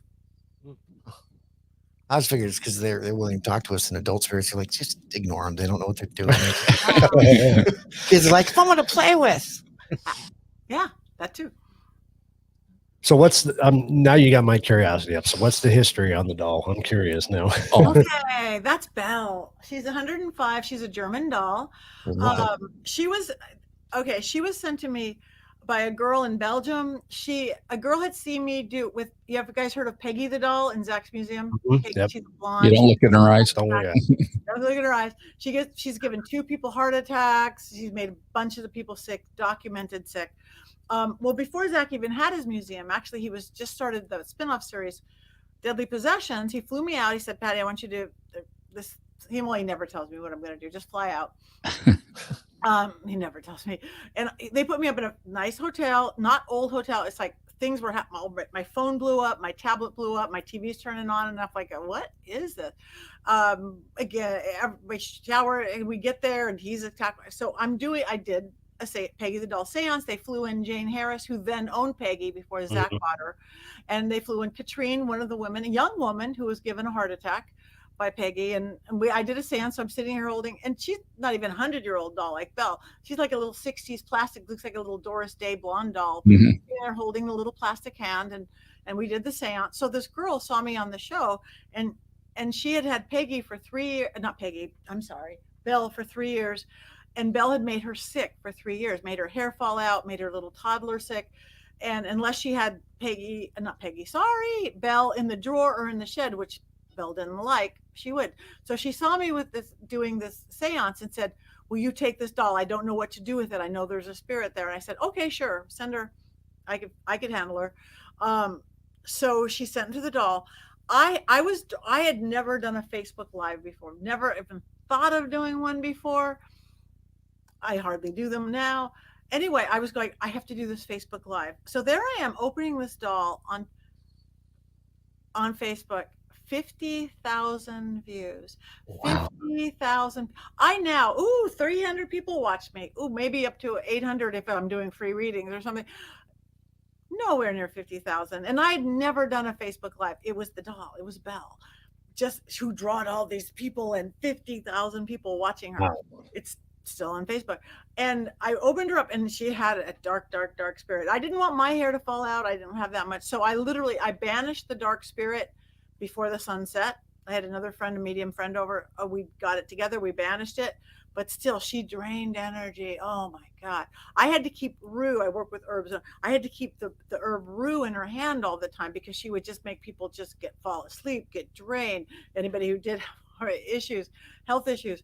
So, but as that wore off, then this beautiful little girl spirit came in. I think if she's European, she's probably about 7 or 8. I think the little girl who had the doll probably had a short and sickly life and put her whole spirit into the doll. So then Bill came out, and again, she's upstairs and my husband and I are downstairs. You hear her running around. At first, my animals did not like her. Now my animals love her. if somebody comes into the house, pre-COVID when people would come over, like 3 people in a row, not psychics or anything. They go, oh, Belle's happy, Belle's happy, Belle's happy. Next day, Belle's angry, Belle's angry. It's porcelain face. It can't move, but everybody could see it move. She's been caught on tape 1,000 times. She's far away now. Her eyes moving, her eyes moving. I had a girlfriend did a photo shoot at my house because I have this kind of cool area of my living room, very Victorian, and she was doing a photo shoot. She's a tarot reader. No one touched Belle. Belle was like that far back, like in Belle's little chair by the fireplace. My friend Mia is like posing and doing her thing in a photo shoot. Every photo, Belle is in a different position. Nobody touched her. It's like, oh wow, that was good. So yeah, she's but she's good. She's part of the family now. She likes attention though. Like right now, that's why I have to keep looking back, and because she's a bit of a ham. Interesting. Yeah, I'll have to show you Julie and Jahan one day. Yeah. We've got 2 of them here, so I'd be curious what your thoughts are on her. We got a couple of questions up there now. Well, we've got somebody from the UK. Ooh. Who's Chris! Yeah, that's wild. Hi, Go Chris. ahead and pull that up. I know Chris. Hi, Chris. So good morning from the UK, Good morning. everyone. I've been following Patty's Facebook Live appearances, TV show appearances, and YouTube videos, interviews, etc. for almost 2 years now. Realized over the past 90 minutes of this interview that I've become so familiar with Patty's teachings, I can literally finish most of her sentences, the stories as she begins them. Is that happy or sad for me? Much love, appreciate. I think that's happy, and I think it's wonderful, and definitely a testament to your personality and your energy. Okay, well, Chris, next time if somebody wants me to do a show and I can't do it for some reason, you can do it. You can tell me stories. That's awesome. And now playing the part of Patti Negri, Chris Hall. is Chris Hall. But poor thing, again, it's 8 hours difference there. When I do my like 6 and 7 o'clock stuff, he has to get up at 2 in the morning. It's tough. Oh wow, So We appreciate that, Chris. Absolutely. Yeah, thanks for joining us that's awesome. this morning. Yeah, this morning. Wait, so the Earth is round? it's crazy. I know my partner's in Paraflix. I'm West Coast. Natalie is in Texas, and my other partner, Nick, is in the UK. So we get on a meeting, we get to say good morning, good afternoon, good night, all at the same time. That's great. I love that. That's Breakfast, lunch, and dinner meeting. Right, exactly. That's awesome. Yeah. That's who IHOP was created for. Right. Yeah, exactly. Right. Breakfast all day. So we got Wendy's got a question, and I think Katie's got one too. Oh yeah. Deep in the puddle here. Ghost Crew. When I dream of my mom, she is always mad at me. She would never be mad at me like that. I don't understand this dream. Why would I dream always mad? My mom was a wonderful mom. Dreams are not always ghosts by any means. And I'm not an expert on this. I know enough dream analysis to be dangerous. I've studied Freudian, I've studied Jungian, and then just the psychic medium, knowing way to do things. But the basics of the psychology behind it is that you are all the characters in your dream. Yeah. It's you that's being angry in that moment. So you need to write a check to me. Yeah. What the dream is saying. In other words, she's giving me money. Yeah. So again, it's probably, I don't think it's your mom being angry at you. It's maybe you have something unresolved. Maybe it has to do with your mom. Are you angry at your mom or something like that? I would go there with it. So you made a comment by saying that dreams aren't always ghosts. Are they sometimes then? Are they sometimes spirits trying to reach out while Yeah. you're When I do that dream school thing, water by your bed, and you want to talk to spirits, I work and teach people like dream techniques and lucid dreaming and get to do it. Yeah, because again, you get out of your own way on the left brain, and it's like crossing the other side of the veil where anything can happen, because we believe that for dreams. So yeah, it can be spirits. good to know? Go ahead and pull that one up. Yeah. I used to have a recurring dream of a little boy swinging in a barn, but he was around 5 or so. So do you think? She was the one that was talking about a twin.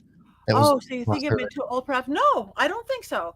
I think spirits can show. Maybe he didn't want to be a toddler; he wanted to be 5, so he could swing from a barn. That could have been your twin, definitely. Because again, time and space doesn't exist.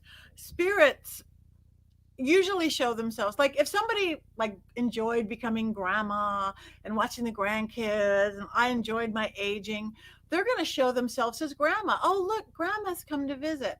If they were like, screw this being grandma, I was a hottie when I was 29, they're going to show themselves at 29 with their Right. beehive hairdo from 1950. It's a trip. If you can, why not? So yeah, if you're feeling that, if you had that same dream of the thing, it certainly could be. Go have it again. Put the dream school, ask to talk to your twin and see what comes. And it may be a dream, or it may just be a knowing in the morning. If you get up and you write down, just write, and then you'll see what you wrote too. When you mentioned the water next to the bed, is that is that a metaphoric sort of thing? No, it's water next to the bed. But is it? Is this, I realize that. I didn't mean that. I meant, is the water supposed to represent something besides Water just? is our, yes. Water is emotion. Water is almost 60% of our body. We are run by the tides. That's why I have people do moon cycles. Almost 70% of our planet. And water, in working shamanically, again, it's our emotions. And water is a conduit. It's a charge. It just is. So again, you want to charge the water. Again, you can have your I need to sleep water that pulls out insomnia. You have your dream water that you direct it. It's literally just, everything is focus, everything is intent, and the water is the emotion that pushes it. Ribbon around your finger, reminder for your. Yeah. But again, and it has the magic that's in water, which is emotion and the flow. Emotions are going to go there. It has both, the mind, the body, the spirit. It all works off that same mind and body and spirit, whether you're looking at it from a psychology perspective or a magical perspective or a spiritual perspective or all of the above. It's all the same. Even in spell working, it's the creation, the working, the dispatch. Mind, body, spirit. I'm going to do a spell. I should do it on Friday because it's about love. That's the mind, mental thing. The working, mind, body. Now I'm carving that candle. The spirit is a dispatch, sending it off to the heavens with the drumming or whatever. Everything is the same, just whatever words you use. Wow. So you brought up a point a few minutes ago that, if a spirit wants to be themselves when they were 29 years old versus being a grandmother, they can make that choice. Do you believe? I hear a lot of stories that people have traumatic experience or traumatic deaths in their lives, and they relive that. They just continually relive that moment. Is that on the flip side of it? So they can, do they ever get stuck in that realm? I guess you would say. Well, I think spirits do get stuck. A lot of that reliving thing. A lot of that's residual, and you guys know as investigators, the lady in white who was killed on her wedding night doesn't really have to walk by the staircase every hour. That's right. Like, that's not really that, whether she snuck or long moved on. That's just that residual. It's a video going back and forth, so torn into it. There is some spirits that are stuck though, like again, Black Dahlia House. That's the best example. Elizabeth Short. That doctor, Dr. George Hodel, is holding these girls there. And we crossed one over. Not Elizabeth Short. We did it with Zach. We did the team. You're not going to see it on the Ghost Adventures. They would not put that on the episode because it doesn't go with the style of the show. Right. But Fauna Hodel, who was there, had promised her mother, Tamar Hodel, who was literally on her deathbed in hospice care, going, I promised this girl's spirit I would help her. I promised this girl's spirit I would help her. So then we did the show, and we're doing the show together. And Fauna said, I promised this girl. We did. We were able to get George Hodel out of the way. With its power of all of us, we crossed it. We did that. Go to the light, Carol Ann, go to the light. We felt it. We all saw it, sensed the exact same moment. It was amazing. And then Tamara was able to pass. It was beautiful. Sadly, that's not something that fits the style of the show. You wouldn't, but it's sad. I wish they could or would.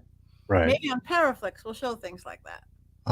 So I understand, when somebody passes, things that would keep a spirit earthbound or on this realm or whatever would be someone that didn't realize that they had passed, or there's somebody that had passed and doesn't want to face their consequences, or they feel they've got family or those that they don't want to face, that would keep them earthbound. But what kind of person or spirit would hold people captive? What would be bad one. That.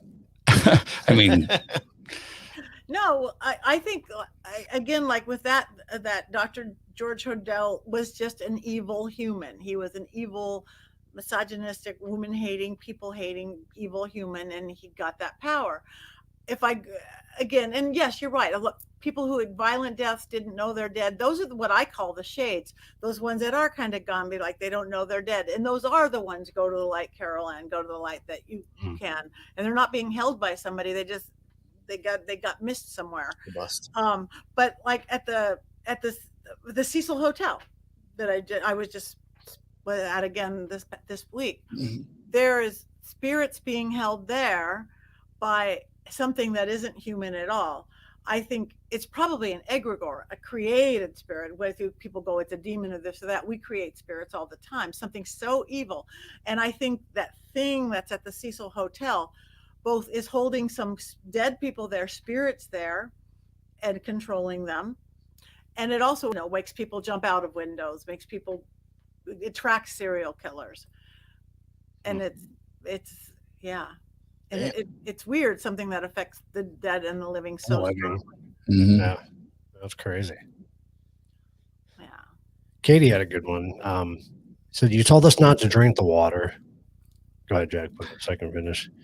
Can we water plants with it, or is it best to put it down the drain? That's an interesting question. Water plants. That is a really great question, Katie.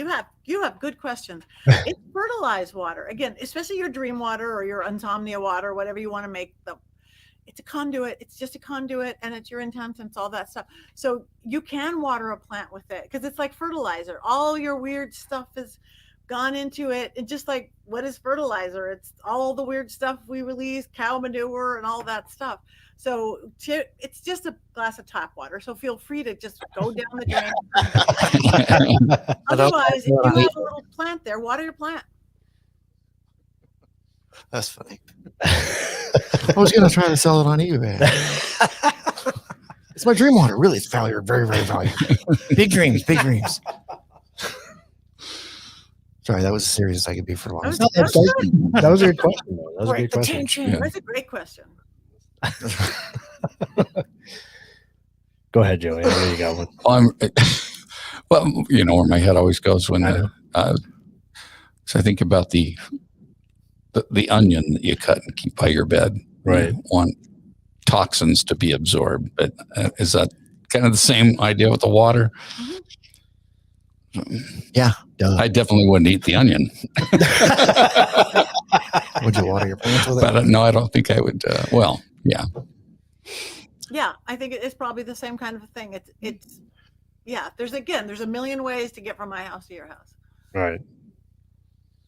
Interesting. The water just doesn't smell as bad. So. No,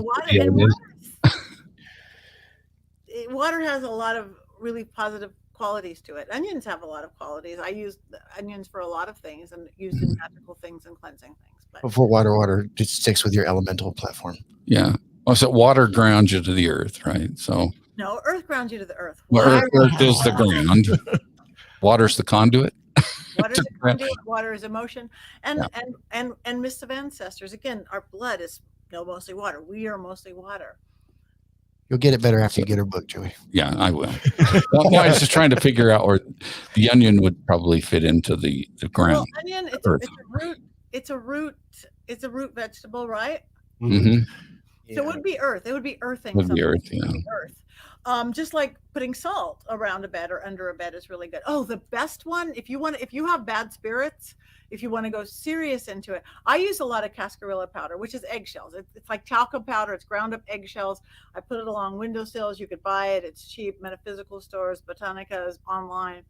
Ground up eggshells. It's really protective. You can put a little in your bath. It flushes your auras. But an egg itself, like if you really are getting bad energy coming in or bad spirits, under your bed, put a little saucer with salt on it and a raw egg on it. And because again, dark spirits, not light spirits, dark spirits are going to go for almost like the most innocent. That's why children or animals get stuff. They're going to go for that egg. So they're going to get trapped in the egg. That's why voodoo, you see egg. People do egg magic and rubbing eggs on yourself. Put the raw egg under the bed, whatever negative will get caught in that egg, and then a few days, bury or toss that egg. Wow. Hmm. That's very interesting. Go ahead. Things Bring I've up heard, Kevin. things I've Yeah. heard snippets of over the years and didn't quite understand. Right? Yeah, exactly. Yeah. I have been told I'm an indigo child, and when attending meditation classes, I was told I was seeing things, but I wasn't. It put me off and made me think I wasn't an indigo child. Why would I be told I was seeing when I wasn't? Humans are silly. Some people are jerks. And this is a weird world. That's why I never say knowing anything. You think, Yeah. I feel, I sense, again, and so an ego gets in the way, and what you think is right, and they might have had the best of intent. They might have said, if you believe it, then it'll be true. If you're seeing it, you're seeing it. It may have landed wrong. Maybe they're trying to screw with you, but don't let it turn you off. And what is an indigo child? Again, words are words. Is that the same as what crystal children are? Is that the same as star children are? I think I think the words we use again are just words. I think there's something what I call witch blood. I think it's like, ooh, you've got this magical thing to you. Somebody else, I don't like witches. I'm going to call it angel blood. We have angel blood. Somebody else going, oh, we are star children. It's extraterrestrial blood. So now we're indigo, or we're crystal children or star children. If you want to go deep into it, it's the hero stories. People who have these very, very special gifts, and you can't go around telling people this. It's almost like you're half human and you're half off-worlder. It's the hero story. It's even the story of Christ. It's the story of Hercules. It's the story of Odin. It's the story of whatever. So if it's a half human and half off-worlder, oh, wait, is that the Anunnakis? Is that the aliens who came down? Maybe they're all the same thing. Who's Right. to say? But if people call this the people who are super gifted, there's lots of terms for it that people say. Is it, oh, well, you're just kind of half human and you're half, that other thing. We got to interview one of those. Oh, you're We one did. of the, We did. you're one of those. Yeah, Yeah. that was fun. We're not even say the word. You act like it's a bad word, Joey. Well, it wasn't. Well, I don't know what to call her. Well, she was an alien. Hybrid. Hybrid. She was a hybrid. Hybrid, yeah. Mhm. So, again, it's to me, it gets so into semantics, and it's 100%. just words. But it's crazy how sensitive and how reactive people can be over just those words. Oh And yeah. it's like, just relax, people, because guess what? None of you're all just as wrong as you are right. And that's enough for people to hear. Like, well, I know what I'm talking about. No, you don't, except that you do, because it's you and I'm me, and our experiences are individual and collective all at the same time, which is an absolute mind F for the, but makes life super interesting. So I'm curious about something. So you have an amazing gift. You really do. Thank and not you, Jack. But you do. You have a gift too.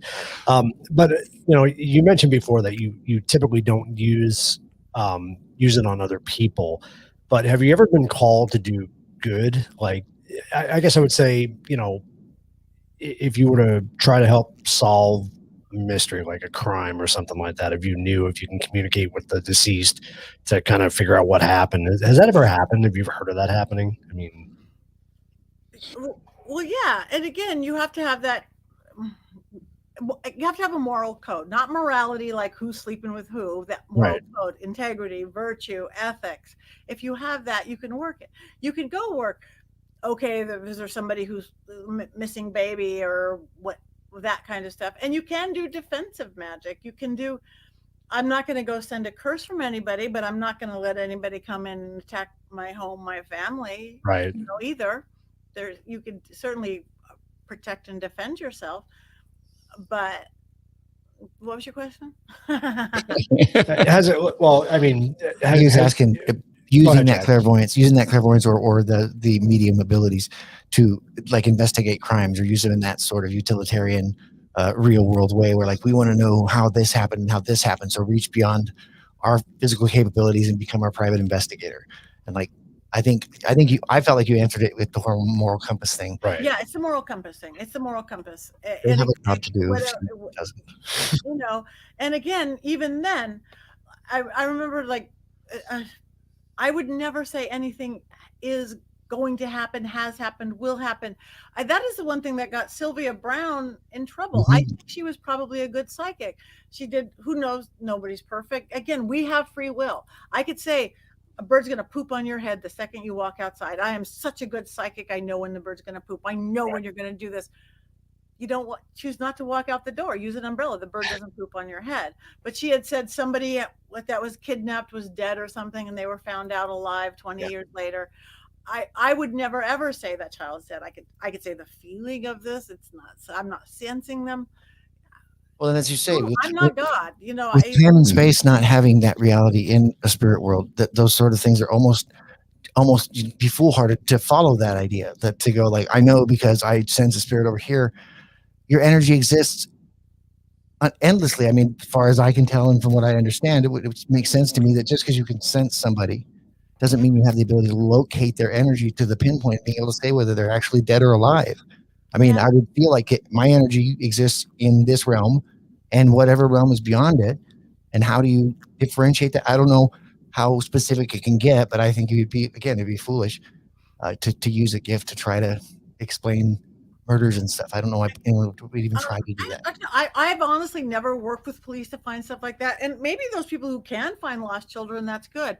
I've done a little bit of cold case stuff just for, not for fun, but there's this one case, I don't know if it's in Indiana, where it is. It's a case that won't die. It's the Catherine somebody, a little girl who disappeared 100 years ago. And the case goes on and on. It's the whole town is known for this missing little girl.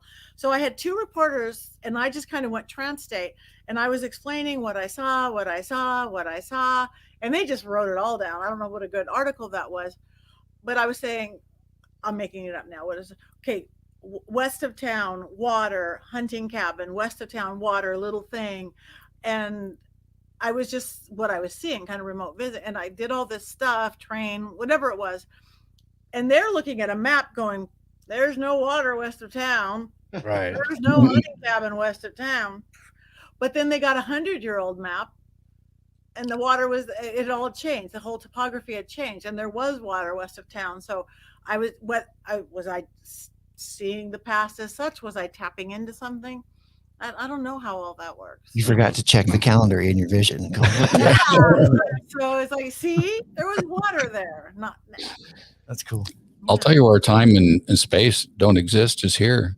No, it doesn't. Because I can't believe we've already gone over 2 hours 2 now. hours. And then that's a positive thing. That's very positive. I'm loving it. And we still have questions coming. Yeah. We just don't want to keep you longer than, So we plan a second episode. we don't want to of take House- too much advantage of you, Nick. All right, one more question, and then I'm going to go eat dinner. I'm not picking the last question. Oh, that's a tough one, huh? Who I gets the last question? I don't know. No. That's a tough call. Well, I'll just go with this for now. Oh, stop it, Jack. Thank you, Shadow Farm Investigations. You're so nice. Christine's question can get into a big topic, though. Yeah, I think none of these are going to be good ending questions. All of these are very, very deep. Pretty deep stuff. Huh? Clearly, you inspire people with a lot of really deep things. You're making me almost want to read a book, which is terrifying. I'll have the book on Friday, Jack. My book is so simple, you guys. I spent more time unwriting it than writing it. And that's why it's like a bestseller in 5 countries. Because when I wrote it and I went, words, who wants to hear my words? Nobody wants to hear my words. Because when I started studying like 30 years ago, it's like I'd buy these big books and they'd be so smart. And they'd be boring or overwhelming, and I'd stick them on a shelf and they'd look good. I'd get some skinny little really easy and powery to read and I would devour it. So I unwrote longer than I wrote. So that's an easy book. When you read it, it's really easy. But Christine asked about crystals. I could talk about crystals. All right, we'll let it go then. Let's put it up here just so that everybody else can see what she says, because everyone's in the chat and it's for 10 minutes. What are your thoughts on using crystals for protection and using crystals in general? Crystals are great. They're mineral spirits. Everything has a spirit. Everything has a spirit. And we give things spirits. Like I could put a spirit in this dragon, and I do all the time. Oh. I have a plastic dragon that stopped the LA Dodgers curse. I got one girl out of it did. I got a girl out of, I mean, you create spirit. We create spirits, golems in Hebrew, egregore, servitors all the time. But crystals have spirits, just like, you know, mint will bring prosperity, and mugwort will do this, and this will do that, and gladiolas do that. Every crystals can be charged. Like quartz crystals are almost like little computers, and you put what you want in. Help me do this, help me do this. But they also have their own attributes. Like the best protection crystals are any black crystal. Black crystals pull in negativity. Jet, onyx, black tourmaline. Black tourmaline is my absolute favorite because it's the one, any black stone or dark stone will pull out negative energy, but black tourmaline will actually turn negative energy into positive energy. So that's great. So I will wear tourmaline, and I'll do all sorts of stuff. Rose quartz is love, and this and that, and tiger's eye for this, love for my, you could look them up, and or you could do your own meaning to it. Yes, the book meaning is right, but you might have your own spirit that you're gathering out of it. Just like with candles, red means passion, pink means love. But if chartreuse green means love for you, chartreuse green it is. Right. Same thing with crystals. Green ones are money. So yeah, crystals. I like green. Because again, this is just nature. It's tapping into nature, just like the flow of water. You know, in the grounding, like again, I did the breathing to stop your head, and the water to let go of the emotion. And somebody needs grounding, I would say grab a crystal, grab something wood, grab a wooden chair, a hardwood floor, a granite countertop. You will ground. That's all a pencil still has the spirit of that tree. That's interesting. Wow. Fascinating. Well, this has been awesome. And I'm going to echo Wendy's comment. You know, Patty, you are awesome. And, you know, Wendy says, thank you for coming on the show. And we echo that for sure because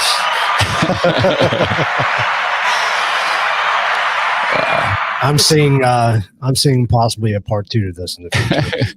I would love to go. You guys are great hosts. Your listeners are great listeners. Great questions. I'd gladly come back if you guys. Sorry. No, I'll have Chris come through me. I'll have Chris. Chris will come on for you. Or Crystal. Crystal could do it too. Yep. Yeah, and thank you for bringing your listeners to us too. I mean, we really appreciate that. And I mean, it's just been. Yeah. So where can everybody find you?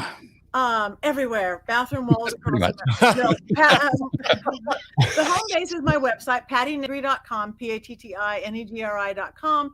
From that, you can get to all my social media, Patti Negri Psychic Medium on Facebook, Patti.Negri on Instagram, at Patti Negri on Twitter. And of course, now Paraflix. I'm on Paraflix stuff. Oh my God. Is there a movie or show I'm not in? No, there is. There's a lot. But you guys, if you don't know what it is, Paraflix, it's a brand new streaming video service. We're going to be the Netflix of the paranormal, all the time. Movies, great horror movies. Check this one out called Portraits. Bronies, the one Bronies is about adult people who do like Furbies of My Little Pony. That's the guy who caught fire at and we're probably going to get some of that stuff too. Who caught a fire at Marilyn Manson house, the guy who made the Bronies movie. Oh, wow. So, Paraflix.com. Cool. You can get 3 days free, and if you use the code Patti10, PATTI 10, Patti all caps, you can get 10% off your first 3 months. Oh, and now you tell me. Now this only goes through. I've already signed up. Oh, well, so you unsubscribe anyway, so you're spending an extra $1. But we're going to have a show on there eventually. So yeah, we're working on it. Now, does that go through like a streaming thing, like a Roku, or is it strictly just online? Well, no, it's not online at all. It's Android or iOS, Apple or Android. And if you have the stick, you can put it on your TV or whatever. You like Game Boy.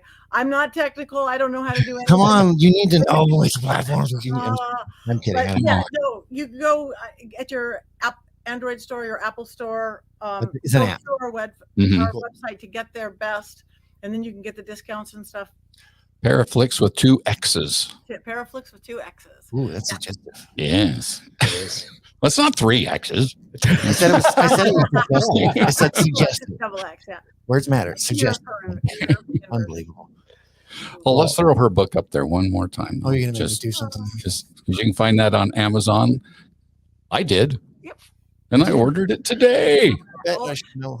Old Wood Magic from purple. Yeah, Modern World. it's in Oh, yeah. threes. There you go. Oh yeah. Oh, look at that. Pretty. Yeah. Thanks, guys. Amazon. And you can get it in audiobook. If for people who like audiobooks, you can get it in ebooks for people who like ebooks. If the whole book reads as easy as the preface does, then I'll Joey's a big breeze fan through of it the pretty preface. darn quick. Yeah, it's So- a super easy read on purpose. That's Just awesome. crossed out all my words. Cool.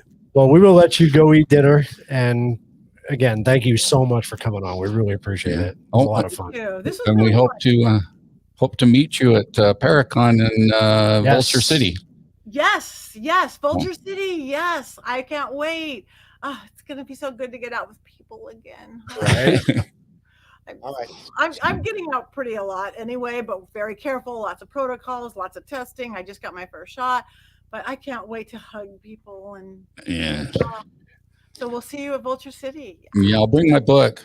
Yeah, we'll be doing a double weekend then because we're doing Paracon in New Mexico Right. And The then week we're gonna before be- that. Yeah. coming out to see you. Wow, awesome.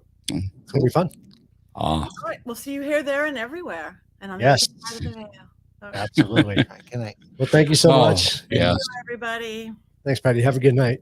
Ching. Thank you. I'll talk to you soon, I hope. Definitely. Absolutely. Yeah. I never know when you guys are going to shut up. Say goodbye one more time. Jeez Louise.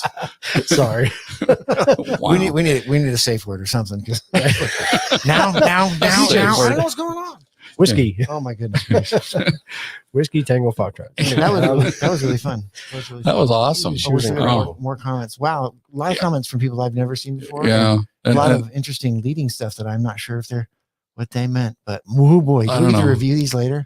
Yes. And please, if you're on seeing us for the first time, or if you haven't subscribed to our channel, please do so. Yeah, please do. And leave a comment and share this video a bunch because it would be just awesome. Yeah, I want to thank everybody for jumping on tonight too, because we had quite a few people on, and what a great episode. I'm gonna have a hard time falling asleep tonight just because I'm Hey, Keith. gonna be replaying the whole show in my head. Right. You know. Which one of these boxes is your favorite? That's Mason's. Which one of these things? Not like the other. I Anyway, like that one. Well, we do want to bring something up there real quick though to everybody who's still on before everybody leaves. We have Parapalooza coming up this weekend, starting Friday. Yeah, that's it. So Friday, Saturday, and Sunday. Please join us. It's a great lineup. We have What's Paranormal is going to be hosting it this year, which is going to be a lot of fun. Yeah, we've got a great lineup for it. It's got 3 full days. So And I think we're on Sunday. yeah, we'll close it out kind of. Yeah. Or the second to the last. You're gonna have to come for that, Jack. Mm. He's like, oh, early. Yeah. Words matter. Yeah. Who else It's is the coming? beer talking. Well, yeah, exactly. That's exactly what Or it it's the is. fat hairy guy talking. One of the two. 18 to 20 pointer here, whatever. I don't know. What are we doing here? That was good beer though. It was really Yes. tasty. It was very I'm- good. I'm upset that it's not available. Well, But it will whatever. be next year, probably. Hey, why don't you take us out? Because It'll be I 29. will do that, Jack. I will you're a do good that. man. Uh, Good man, Charlie Brown. Well, of course, we drank it all. We drank it all, It is but- a paranormal talk, so we usually don't It disappeared. toast totally on But that's paranormal fantastic. talk. But So I'm not going to. But we'll say goodnight. Thank you for everybody joining us. And please tune in to Parapalooza 2021 this weekend, Friday, Saturday, and Sunday from 11 to 6, I believe, all 3 days, correct? Pacific time. Pacific time. So we will see you then. And until our next paranormal talk, we'll be seeing you guys soon. Ah. Thank you so Yes, much. Good night, and thank you so much. Good night, everybody.